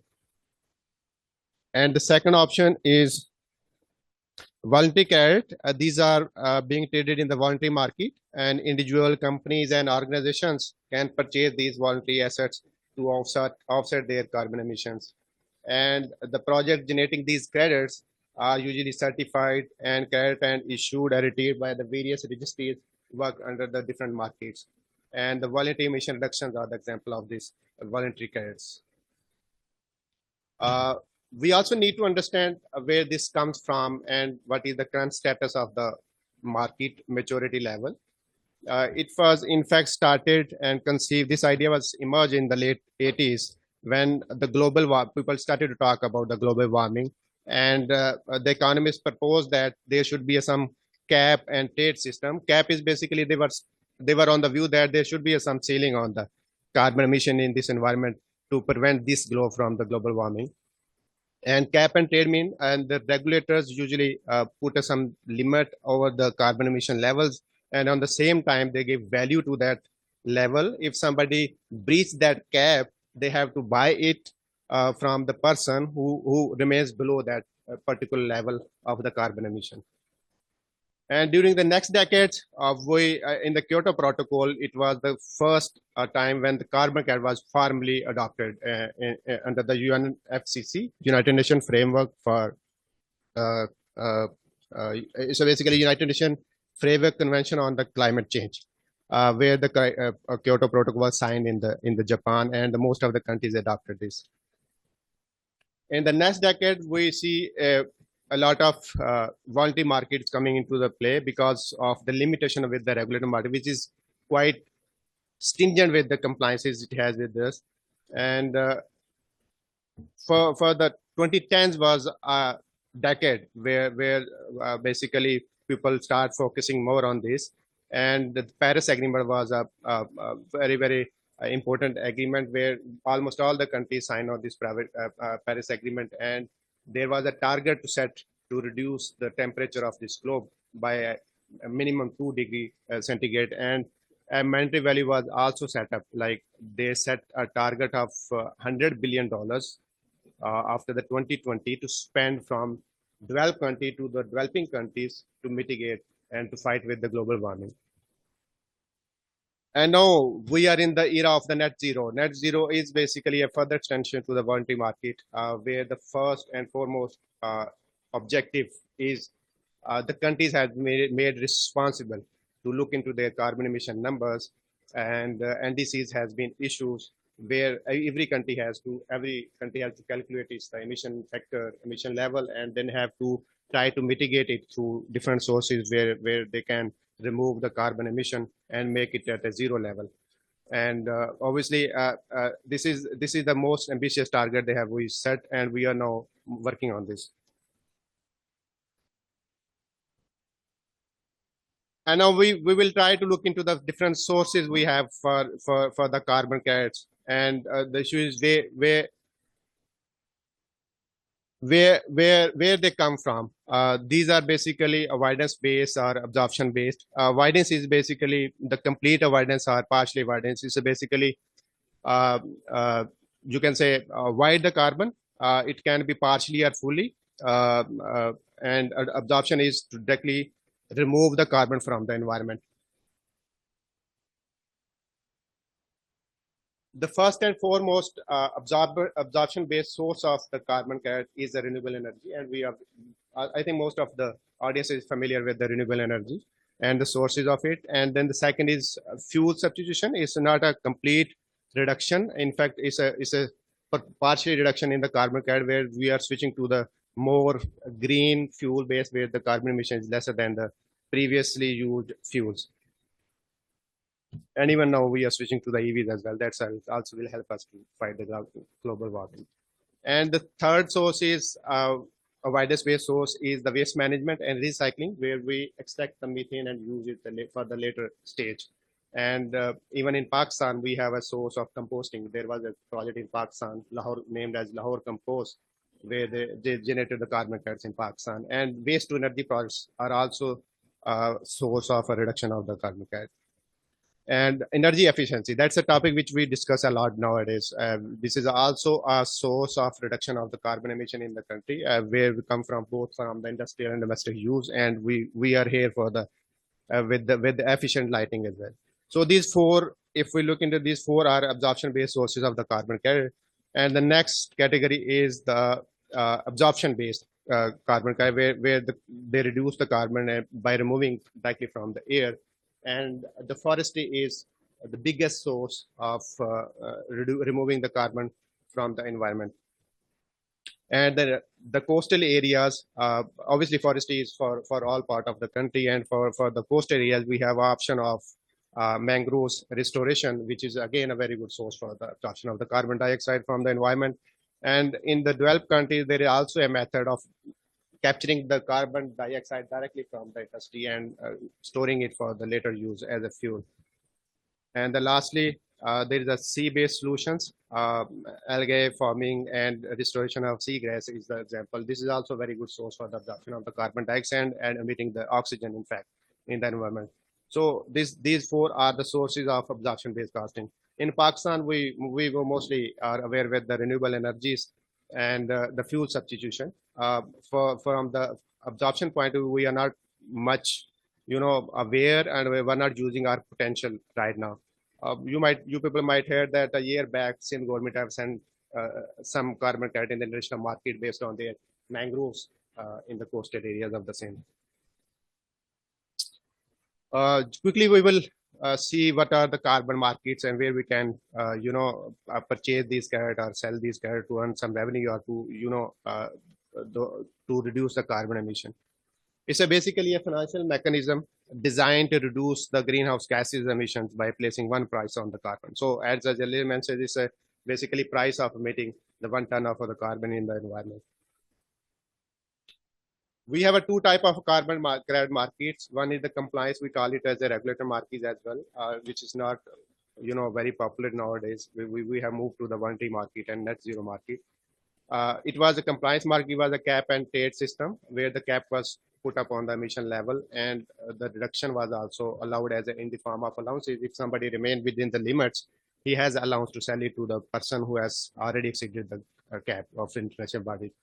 So entities are required to reduce their greenhouse gases emission or offset them by purchasing a carbon credit for the person who remain well within budget, within the limits set by the regulators. And voluntary market is a quite open market where buyer and sellers can come here, and the buyer can buy it individually to voluntarily offset their carbon emission, and sellers can put up some investment in the project where they have a sources to generate the carbon credits.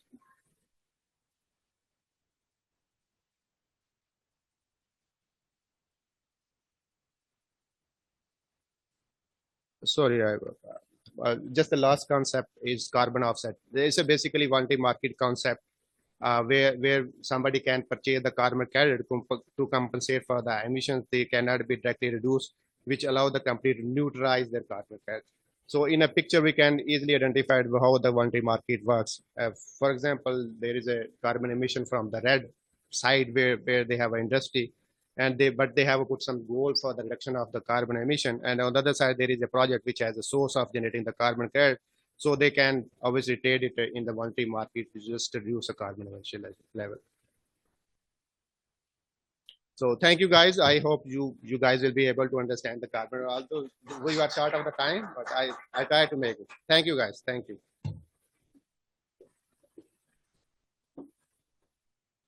Thank you so much, sir. It was very nice listening to you. And now, ladies and gentlemen, we have Chairman SECP, Sir Akif Saeed, with us. And I'd like to welcome him on stage. But before that, let me please give an introduction of him. Okay, so Sir Akif Saeed, he joined SECP in 2004, and he has served as the head of various divisions over there. And later on, he was appointed as the commissioner from December 2014 to 2017. He has extensive regulatory, operational, and business knowledge of various infrastructure entities in the capital markets and the non-bank financial sector. And during his tenure at SECP, he has significantly contributed towards instituting various legal and regulatory reforms for enhanced corporate governance, transparency, investor education, investor protection, so on and so forth, a lot of things. Very notably, Sir Akif, you have such a big introduction, sir, and you have so many achievements to your credit. So breaking it down to the most notable points, he has led the team that led a major overhaul of security laws in Pakistan, and he has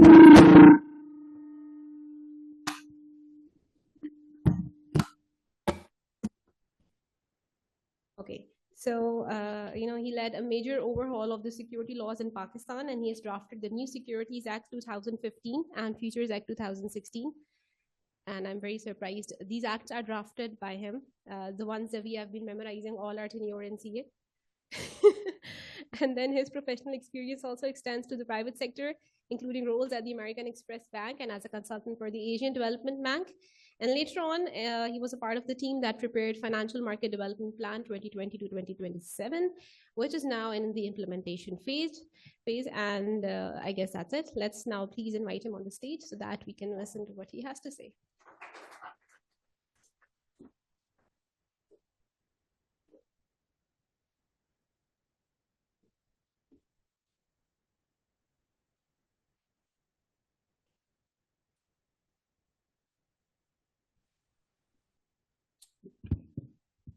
Bismillah ar-Rahman ar-Rahim. Zishan Ijaz, Vice President ICAP, Anil Peter, Jahara Sajad, distinguished ladies and gentlemen, Assalamu alaikum. It's a privilege to stand here and share my perspective on the significant strides SECP is making in integrating sustainability into the Pakistan financial market, in particular the capital market, and exploring innovative trading platforms. I commend ICAP for organizing this discussion on digital assets and carbon market, which are most emerging and relevant topic currently. In a world which is rapidly evolving, sustainability and technological innovations are no longer optional. They are imperative. Since last 2 years, SECP has been a proactive in ensuring that the regulated sectors are not only remain competitive, but also align with the global trends in environmental, social, and governance, in short, ESG priorities. SECP introduced ESG roadmap 2 years ago, outlining key milestones that served as a aspirational framework. Since then, we have made significant progress, starting with the primer advocacy sessions in 2023, and partnering with ICAP for capacity building initiative across Pakistan, particularly in the context of sustainability standards. These efforts, and here I will particularly mention Farooq Rahman, the president, who has been a very important and integral partner with SECP in creating awareness and capacity building. These efforts have allowed us to actively engage with a wide range of stakeholders within the capital market. On the disclosure front, SECP has issued ESG disclosure guidelines in June this year, which we anticipate will play a critical role in promoting transparency and sustainability reporting. I'm pleased to share that today marks the significant milestone, as earlier in the morning, SECP launched ESG Sustain, the centralized online platform designed to provide data-driven sustainability disclosures, promote gender-inclusive reforms, and highlight success stories of companies. ICAP has provided its resources for strengthening ESG Sustain. I truly thank ICAP for the contribution. What amazed me was within maybe 1 month of its going live, more than 40 companies have been onboarded and providing data on the portal. I strongly encourage all present and ICAP members to visit and see the value it is creating, and as a corporates, they should become a member of this portal and share their success stories and learn from others' successes, so that as a minimum denominator, things are set by the market rather than by the regulator. I'm positive that ESG Sustain will serve as a catalyst for attracting sustainability-linked investments, which are imperative given the challenges Pakistan faces, particularly in the context of climate change. Without disclosing the name, this morning in the session, if ESG Sustain, one of the participants highlighted that they are already in the process of hiring Pakistan's first green bond, and they are hoping to close it within the current month. So that will be a first PKR denominated green bond in Pakistan. Let me now turn to intersection of technology, innovation, and sustainability reforms. SECP has played a pivotal role in driving advancements that fosters the structured growth of markets. A prime example in this is its flagship initiative, the Regulatory Sandbox, which provides a control setting to test innovative business ideas capable of making a meaningful impact on the capital market. As part of Regulatory Sandbox, the SECP is actively exploring business model in digital asset domain. In this role, as a capital market regulator, SECP places particular emphasis on digital assets backed by real assets, ensuring that they contribute to the capital formation, economic activity, and price discovery. This focus aligns with the SECP's commitment to harness innovation while safeguarding market stability. Under the Regulatory Sandbox, We have tested a number of areas, including a digital AMC distribution model. We are in the process of testing of a exchange traded fund by a brokerage house. One AMC is testing a livestock fund under the regulatory sandbox. But the one particular area which I'll talk about is the fractionalization of the assets. Currently, innovative models for real estate asset fractionalization and gold fractionalization are being tested under the regulatory sandbox. These platforms built on blockchain technology aim to democratize assets ownership, enhance market accessibility, and improve transparency and efficiency in asset management. By leveraging this cutting-edge technology, the SECP is creating opportunity for broader market participation and innovation. I would, however, clarify that given that the fractionalization is a relatively novel concept, the SECP is rigorously examining the business model to assess their dynamics, underlying technologies, methodologies, and regulatory implications. The Commission, but here I would like to just mention, we are a member of IOSCO, which is International Organization of Securities Commission, and their study, pretty comprehensive, underscores when we talk about digital assets, they sort of very simply put it, similar risks, similar regulation. So when we look at digital assets, we look at it from disclosure point of view, from conflict of interest point of view, alignment of interest point of view, and irrespective, whatever the underlying technology is, the risks and the approach generally remains very consistent across. The Commission is also studying international best practices and the approach adopted by the other capital market regulators to ensure effective governance of these platforms. Further, SECP is carefully analyzing associated risks, including the lack of recognition or linkage of fractionalization ownership with the land authorities. When we talk about real estate, the people tend to emphasize or look more in terms of technology, but they do not realize that we don't have a real estate regulatory authority. Titles are issued. So these are the areas which people tend to ignore when they talk about fractionalization and digital assets, so particularly in the context of real estate. But we are working with the participants in the regulatory sandbox, and they are testing it out in the different zoning authorities.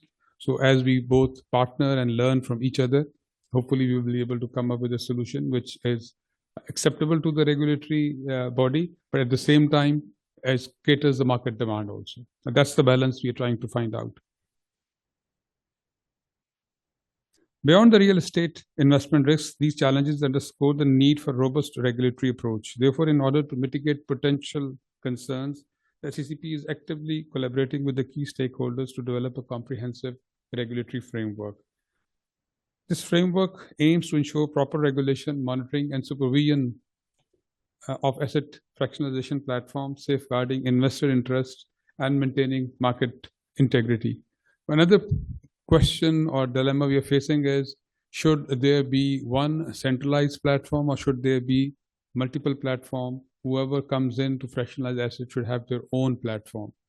There are pros and cons, but our concern is liquidity also. Listing or bringing an asset to the market is one part, but critical part beyond once it is listed or is being offered for trading is the liquidity in terms of whether there will be exit available to people who are the initial investors. As we focus on the intersection of sustainability and innovation, one critical area gaining momentum is the development of carbon markets. And I must appreciate the presentation made by the earlier speaker. These markets play a pivotal role in incentivizing emissions reductions and facilitating the global transition to low carbon economy. The evolution of carbon markets reflects growing emphasis on harmonizing mandatory compliance system and voluntary initiatives, fostering international collaboration and ensuring environmental integrity. In more advanced regions, like the European Union, compliance markets are well established. Carbon markets are well established. In contrast, countries without such systems are exploring voluntary framework. Alongside these efforts, carbon exchange are emerging through significant proportion of transactions will occur over the counter due to the limited number of operational exchanges. However, the journey towards robust carbon market is not without its challenges. Regulatory uncertainty, legal ambiguity surrounding taxation, accounting, risk of double counting, and concern over fraudulent transactions post significant hurdles. Ensuring the integrity of carbon market credits requires a comprehensive framework emphasizing transparency, meticulous monitoring, and detailed reporting of projects. At the recent United Nations Climate Change Conference, COP29, held in Baku, Azerbaijan, the government of Pakistan unveiled its climate change agenda, which includes policy guidelines for trading in carbon markets. This policy provides a roadmap for establishing voluntary carbon markets, VCM, and compliance mechanism. It sets forth eligibility criteria for emission reduction projects, protocols for monitoring and verification, standardization, governance, and transparency, as well as social environmental safeguards. So the journey has begun. It's its first step, but it has to move forward, and everybody has to develop the capacity, understanding, and everybody has to play its role as we move forward. The policy also envisions the creation of a national carbon registry and development of robust measurement, reporting, and verification MRV system. In this context, the SECP is actively evaluating its role in supporting the establishment of a secondary market for trading carbon markets credits. This assessment will also explore the potential of trading carbon credits on formal exchange, which we are looking at Pakistan Mercantile Exchange as a possible marketplace for carbon credits. Together, these steps represent a significant move towards embedding sustainability into our economic and regulatory frameworks, ensuring that Pakistan not only meets its global commitments, but also work towards integrating sustainability into Pakistan's capital markets. Going back in terms of new technologies and digitalization, we at SECP have a very clear direction that we have to adopt digitalization as a policy, not just for internal functioning, but how we interact with the market, number one. And secondly, at the intermediary level. Intermediary level, when we talk about insurance sector, when we have mutual funds or the capital markets, the brokers, we have framework in place for all these intermediaries. And want to highlight the point that we have already licensed a digital insurance company. We have a digital asset management company that is already functioning. They have asset management without any advertisement. They have about $1 billion plus asset under management. And their management fee is, for different funds, ranges 1/3 to 1/4 of a conventional asset management. So that's the difference digitalization brings, not only in terms of the cost to the investor, but critically, the compliance aspect is embedded in the technology itself. It is embedded in the software, so there's no intrusive on-site inspections or off-site inspections. Things are codified, they are locked, and they are monitored through technology. Similarly, we have a framework in place, and we are in discussion with a couple of brokerage houses for a digital-only brokerage house.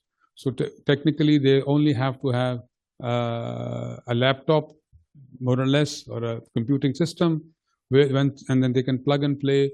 Their custody or the cash will be handled by a third party, the eClear, and they can be up and running at no time. And to incentivize the digitalization part, we have reduced the entry barriers. For all three categories, we have a lower paid-up capital requirement for insurance company vis-a-vis the conventional. Similarly, for asset management versus a digital asset management versus the conventional asset management, and also similar for the brokerage industry. One area which we believe will have a major role to play in the growth of the non-banking financial sector is the use of the digital medium for distribution purposes. Not only just the distribution, but creating awareness also. So our focus is on that side, that we do want to use with a median age of 20, as per the recent consensus, 2/3 below the age of 30. We have to invest in these mediums to link with our next generations and make a social or a cultural change in terms of increasing the capital saving rate and investment rate. So these are the focus what we are looking at, and this is the focus we have as far as the non-banking financial sector is concerned. When it comes to the corporate sector, we have invested a lot of time and effort into our new registry, which we launched February this year. I'm pleased to highlight in November, we saw the highest ever monthly company registration. 3,000 we crossed that number for the very first time ever last month. Not that of course it's a ecosystem which is, but our focus is on 2 or 3 areas which we want to leverage the new registry. One we have already put in place is now any change in directorship, induction or resignation or change or removal has to be verified by the person coming in or going out. So they have to get registered themselves. They have to verify that. Idea is that no dispute of directorship should come to us. And we want to leverage the technology. Next online, which inshallah within this month will be in place, in 2 phases, we want all companies, in the first phase, the new companies' shares will be credited into the CDC the day the company is incorporated. That will be the first phase. Inshallah, it will start within this month. So if you come in, you form a company, 3 or 4 things will happen. 1, your company will be incorporated, your shares will be credited, your account in CDC will be opened, your shares as per the amendment and association will be credited in your account, your NTN will be issued the very same day. This is going to happen within this month. And next phase we're going to do is we want to work with State Bank. Your bank account, the company bank account should also be opened the very same day. So you are good to go to do business. That's the objective we have set for ourselves. We are working with Ministry of Finance, and we have drafted rules back and forth. There are a few technical issues which we are trying to sort out, but inshallah we will be able to do that. Idea is under the Companies Act, we have the power to approve. We are doing the subsidiaries and SOEs and small companies merger scheme of arrangements. We are now going for approval of all companies. Idea is no company or scheme of arrangement should be done by a court. It should come to SECP. SECP should be able to. And if there is a point of law, which we can go to the respective high court and get a ruling on that for that. Last bit in the company's structure is 2 bits rather. One is, even though we have automated a lot, but one area which is still manual is the name reservation. So what we have done is we've internally developed the AI model. We are testing it. Hopefully within this month or early next month, a beta version would be put in place, and we will start working on a hybrid model.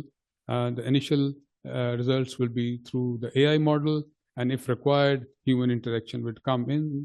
Otherwise, idea is if you sit down to, in my personal view, forming a company is a business decision. Once that decision is taken and it should be up and running, name reservation should be all completed in one session. From name reservation to incorporation to NTN to bank account to CDC accounts should be done in one session, and it ideally should be done the same day rather than over a period of time. Last bit, which we started last year and had to put a little bit on the back burner because of the easy file work we were doing on, is we are working on revamping the Companies Act. Primarily focus would be on 3 things. One is adoption of technology and digitalization. Second was disclosure and transparency. And third is ease of doing business. We did a consultation session from March to almost September last year. And then we held back. Now we have started work upon what we're going to do is we're going to publish a concept paper, why we are changing, what we are changing, and also it will be a consultation paper or a concept paper. We will again do a public consultation session, and then a draft amendments to the company's law would be published for second round of consultation, and later on passed on to the Ministry of Finance and government to enact or reject whatever they decide. That's their prerogative. So these are the areas, and one area which is taking the opportunity of people sitting here is the insurance sector. We have already developed a 5-year strategic plan, It is in play. A number of reports are available on the website. Anybody who is interested in the insurance sector should read those reports, and they cover the whole spectrum of the insurance industry. We have proposed amendments in the insurance ordinance and the Third Party Motor Vehicle Act to the Government of Pakistan. They are with the Ministry of Commerce. We are very close to concluding our interaction or the feedback sessions with them. Once that is done, they will go to the Cabinet for formal approval and then on towards the Parliament. And what we are looking at, the insurance ordinance is 3 or 4 broad areas. One, competitiveness. We want it should be open to everybody. There should not be no distinction with public and private sector insurance companies, which technically has been accepted by the GOP because a policy decision by the cabinet has taken to privatize all the public sector entities. Second is to align the insurance framework with international best practices. So presently our solvency requirements is very much sort of prescribed in the ordinance. We want to move from a prescription-based to risk-based capital, and IFRS 17, we have already set the deadline. That's what we will be moving towards. A third is the powers of the sort of the power to redress policyholder grievances. Presently, the way the law is drafted, there is very little room for SECP or anybody for that matter to get a redressal when it comes to policyholders' infringement by an insurance company vis-a-vis the insurance company's policyholders' rights. So these are the areas which we are working on, but digitalization remains the theme, use of the technology. Be it, I believe earlier you have discussed digital assets. I'm sure crypto would have been touched on and talked about. One possible area which it's a pretty early stage is to have a synthetic derivative or futures contract at Pemex in rupee, so not in dollars or anything, because ultimately the valuation in terms of whether they should be allowed or not rests in our view rests with State Bank of Pakistan, because it will have a serious implication as far as the currency side and FX sides are concerned. Even if it is declared as security, not as a currency, this will have an impact. So broadly, these are the areas which we are working on. I know I slightly digressed from, because I believe I finished my speech much quicker than the allotted time. So taking advantage, I've been going on to the other areas, but idea was to give you a sense in terms of what direction SECP is thinking, digitalization and usage of technology. But at the same time, every new enabler has a downside also. So technology brings cybersecurity issues. And I think this is where we are working, and we are trying to develop guidelines for corporate sector and general public. We want to create awareness about that. I think we need to ingrain it. And I think when we talk about financial literacy, now I use another word in the same breath is the digital literacy. I think people need to understand basic things, because more and more transactions, as we look at RAS numbers or other online numbers in terms of transaction payment system, people are using mobiles and digital modes to do their transactions, but they need to be aware of. Yes, I mentioned that we can verify, or the director, incoming director or outgoing director has to confirm. But if that gentleman gives his PIN code to somebody else, then tomorrow he will not be able to, should be able to complain. But idea is that particular aspect or step should not arise. That gentleman should have, or the lady should have, the sense that this is something which is a value. I should not be sharing it with anybody. So I would like to once again applaud ICAP for its unwavering commitment to advocating and capacity building of professionals to explore innovative models that contribute to sustainable futures. And with that, I'll thank you once again, ICAP.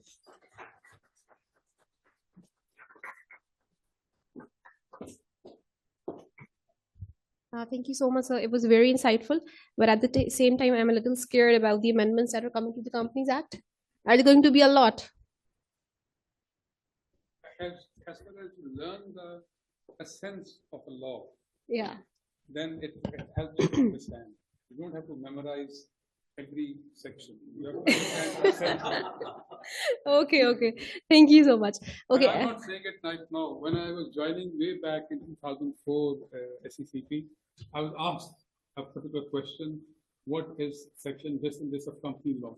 When you give me the copy, I'll read it out to you. That was my answer. Okay. So can I please request you on the stage along with Sir Zishan so that we can hand over the memento to Sir Akif Saeed. And also Sir Asad Firoz, please.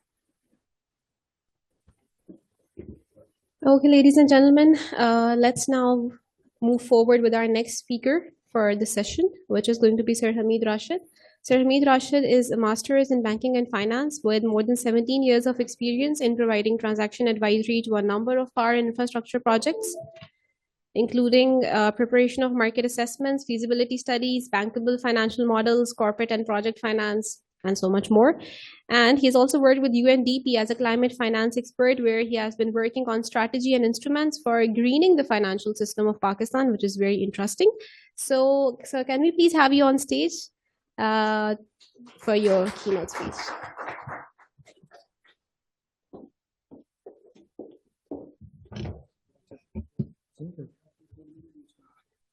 Good evening and Assalamu alaikum.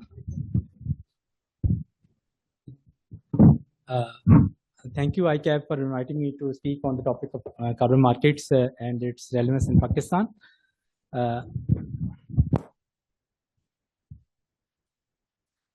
I will start with an overarching view, then I will quickly deep dive into the carbon markets, its portfolio globally and in Pakistan, and then what is the potential for carbon markets in Pakistan. There is a 33.5 trillion net zero transition financial gap globally. There's a requirement of 9.2 million trillion, out of which 5.7 trillion are being applied currently. These numbers are as per McKinsey. So in order to meet that gap, countries are focusing their national determined contribution NDC targets. Similarly, in Pakistan, Pakistan has their NDC targets for 2030 transition to EVs, 30% of the transport sector to be transmitted to EVs, and 60% of renewable energy to be from 60% of electricity from renewable energy sources. So private sector is there is a lot of opportunity for climate private sector in this for demand. There is a demand for new green energy technologies and mobilizing private sources as a key to transition to net zero. There is a large proportion of global finance which is being devoted to the fossil fuel subsidy. Electricity bills, government subsidize it with fossil fuels, and there is a need to move to renewable energy to commit to the Paris Agreement. So, and there is a tremendous opportunity once those fossil fuel subsidies are targeted to the human development, health and education, R&D, and renewable energy. We will have the improved benefits. In addition to analytics, I am also a climate finance expert at UNDP, and there is a video from United Nations. I want to play it for you.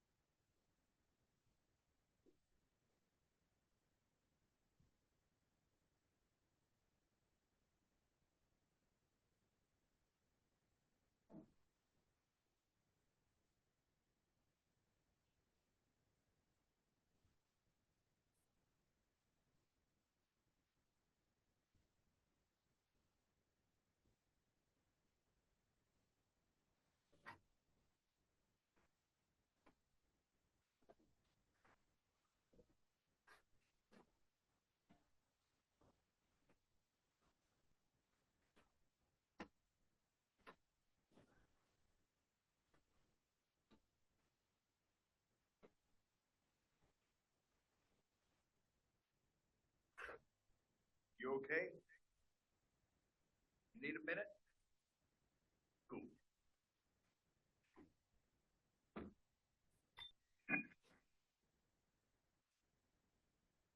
Listen up, people. I know a thing or two about extinction.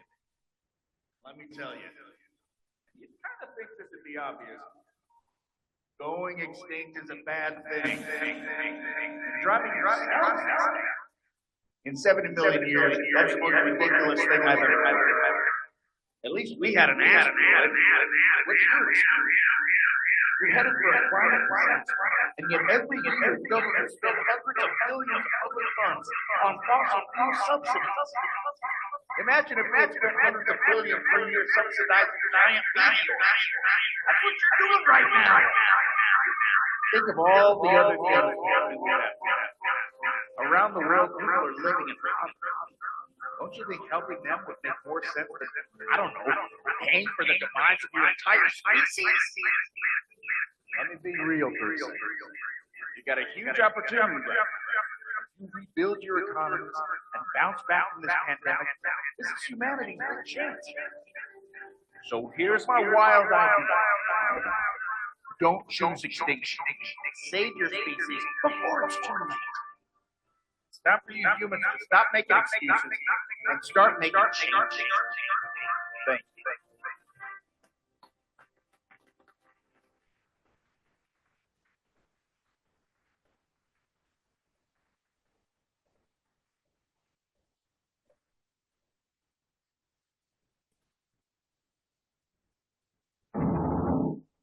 So this video highlights the importance. Hello.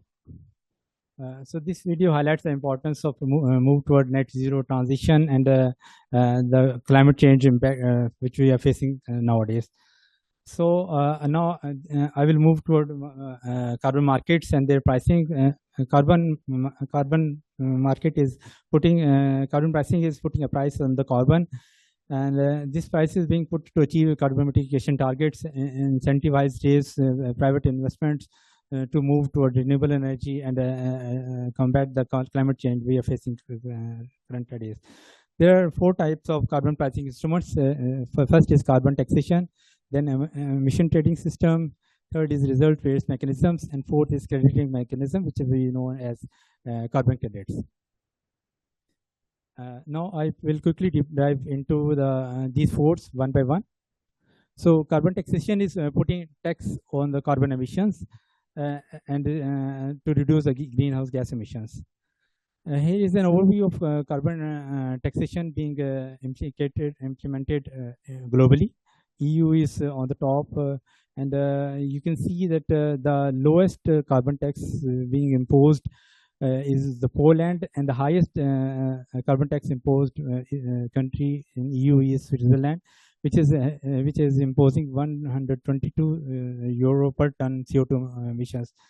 And as far as share of jurisdiction of GHG emissions per country, Latvia and Spain are the lowest, with Albania with the highest jurisdiction of share of GHG emissions.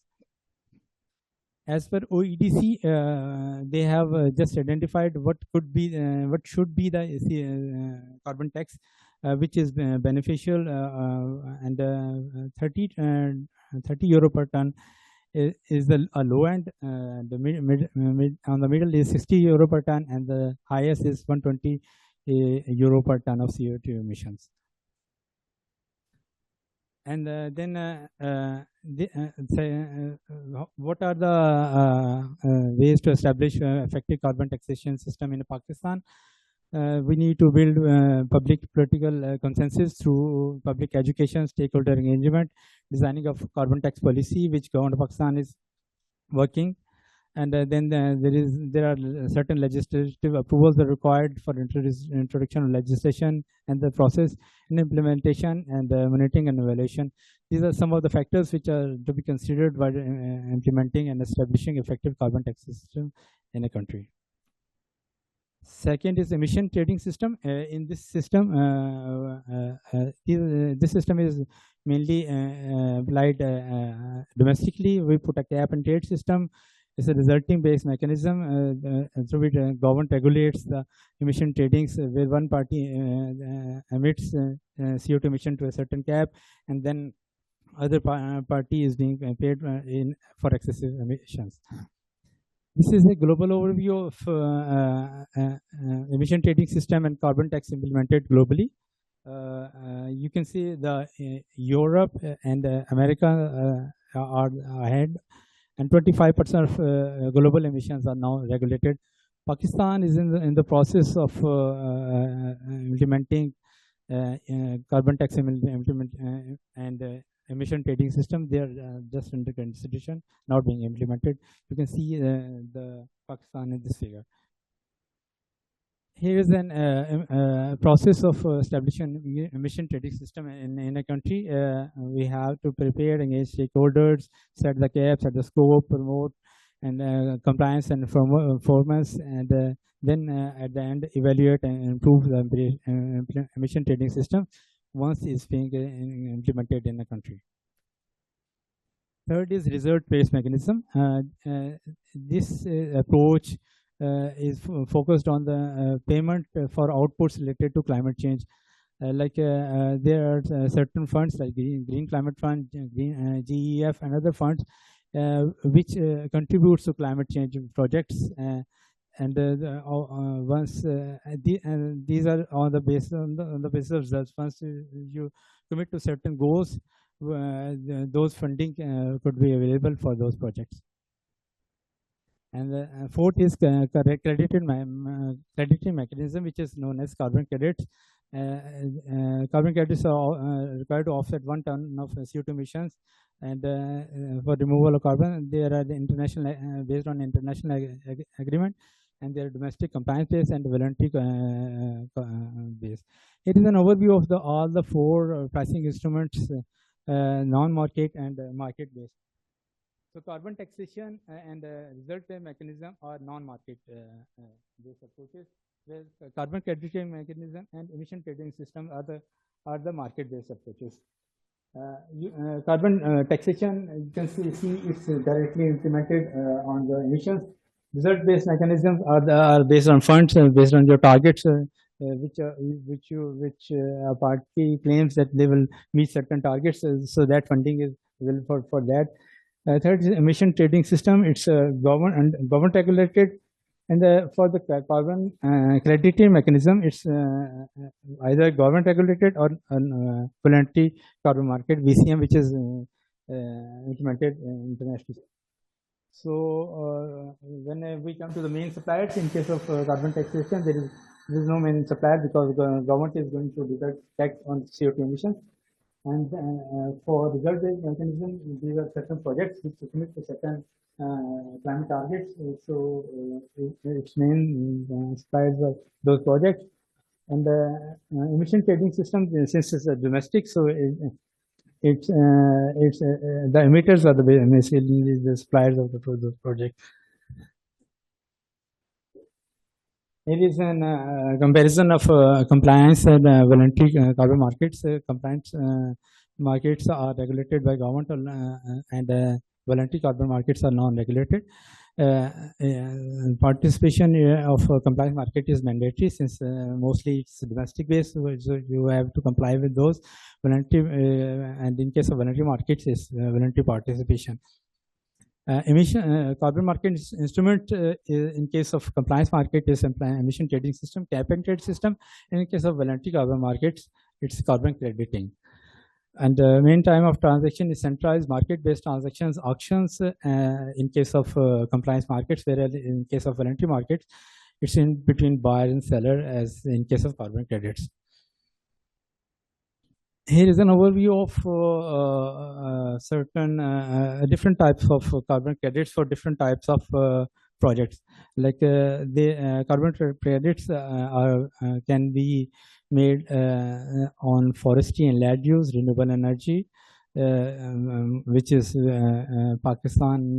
Number of projects in Pakistan are getting carbon credits for renewable energy projects. Chemical processing, household communicative devices, energy efficiency, agriculture, waste disposal, and transportation. So here you can see that in case of forestry and land use, the highest price is 9.73. So, and if you go to renewable energy, the price is 3.88. per ton CO2 emissions. So forestry and land use has the highest CO2 price as compared to other sources of carbon credits.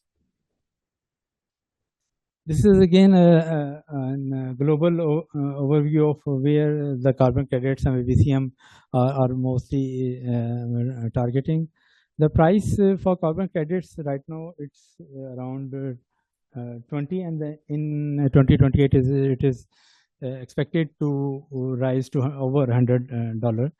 And the voluntary carbon market between 10 is expected to reach to 10 to $25 billion by 2030, depending on how aggressively countries pursue their climate goals. Here's a global overview of the carbon portfolio of carbon market projects. There are over 5,000 registered projects, and over 2 billion carbon credits are being traded globally. Vera and gold standards are the standards which verify these carbon credits. Once we apply for the carbon credit, Vera and the gold standard, there are other standards which verify that you are controlling certain number of CO2 emissions. So these standards basically verify your carbon credits, and once this verification exercise is being done, your carbon credits can be traded internationally. There is a stock. This is a stock of carbon markets in Pakistan. There are over 12 projects registered with the carbon credits, 5 million carbon credits. This is again a carbon market portfolio. So to date, 22 million carbon credits to date have been issued in Pakistan. So for Pakistan, there are certain challenges for setting up carbon markets. There's regulatory and political uncertainty in the country, which has impacted other aspects of the economy, as well as establishment of carbon markets and getting carbon credits for projects. This market fragmentation, voluntary carbon markets, there are a number of standards. Vera and gold standards are two of the main standards. There are certain other standards. So there is a lot of market fragmentation due to which is a challenge in this sector. Limited understanding as capacity building is required for getting carbon credits for projects, and then there is cost benefit analysis. When once a project go to the carbon credit to get carbon credits for this project, for a smaller project, it might not be viable to go get carbon credits because the cost being associated for is too high in respect of if we compare it with the benefit which we are getting from for carbon credits of a project. Pakistan has a substantial potential for CO2 emission reductions. On the other side, here are some of the CO2 emission sectors. Industry, power, transport, these are the major sectors which contribute to CO2 emissions in the country. So there's Pakistan is committed to reduce 50% of its projected emissions by 2030, and there's a need of emission mitigation and adaptation projects in Pakistan. Corporate sector, for the corporate sector, there's a huge opportunity in Pakistan. Over 24 companies have voluntarily declared to be net zero by 2030 or 2050. One of example is HBL, and there are other examples. There are large corporates which have committed to net zero by 2030 or 2050. There's a need to implement a vibrant sustainability objectives for corporates. And the energy sectors currently represent 40% of GHG emission. Our energy sector is highly based on fossil fuels, and there needs to transition to renewable energy, for which the government has set a target in its NDCs for move to 60% of the entire energy portfolio to renewable energy. Thank you. That's all.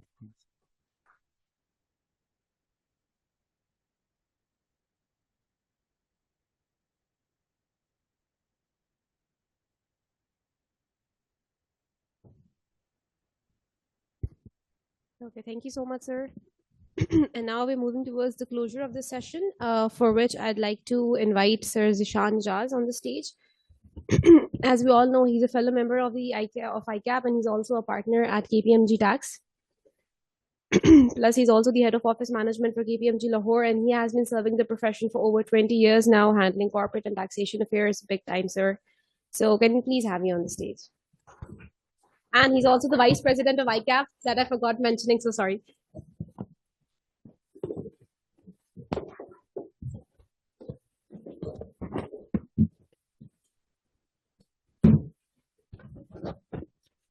Assalamu alaikum ji.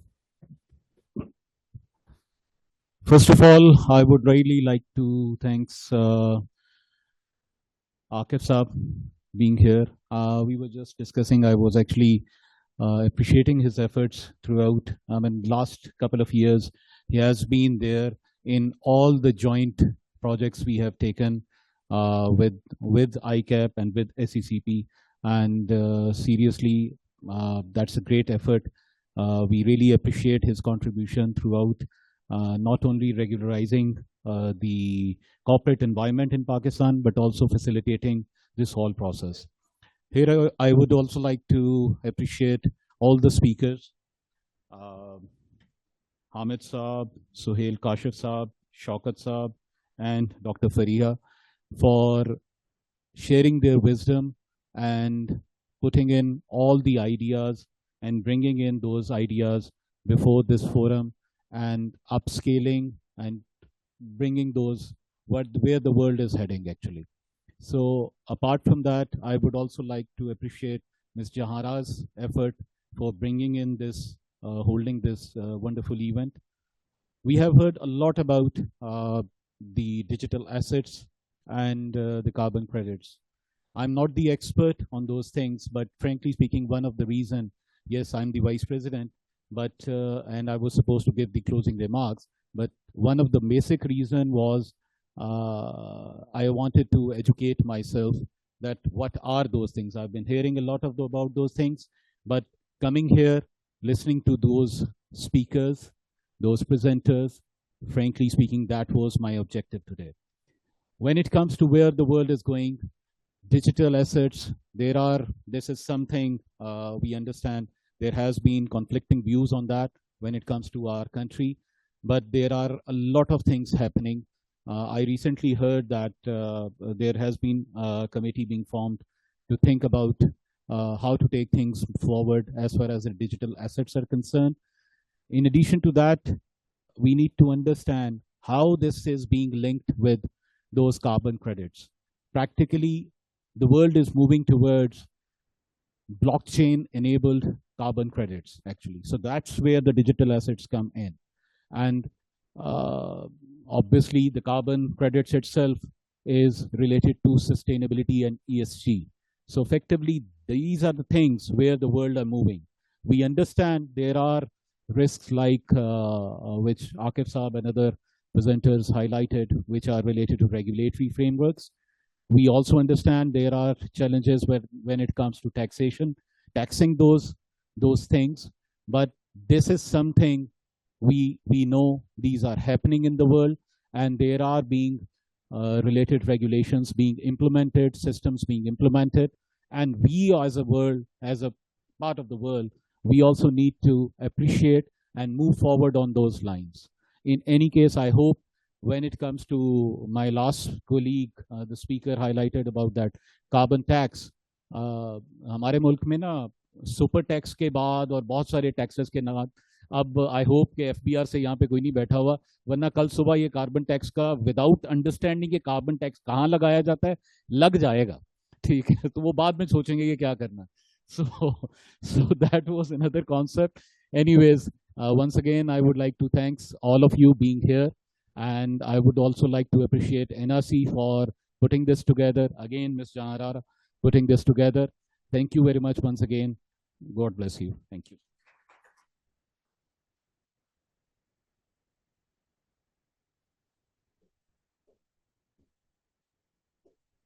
Okay, everybody. So we are done with all our speakers. And I hope it was a very insightful session. We are now going towards the closure of the session, and for that, I'd like to invite Sir Neil Peter, Sir Zishan Jaz again, and Sarafat Firoz on the stage so that we can hand over the mementos to our speakers.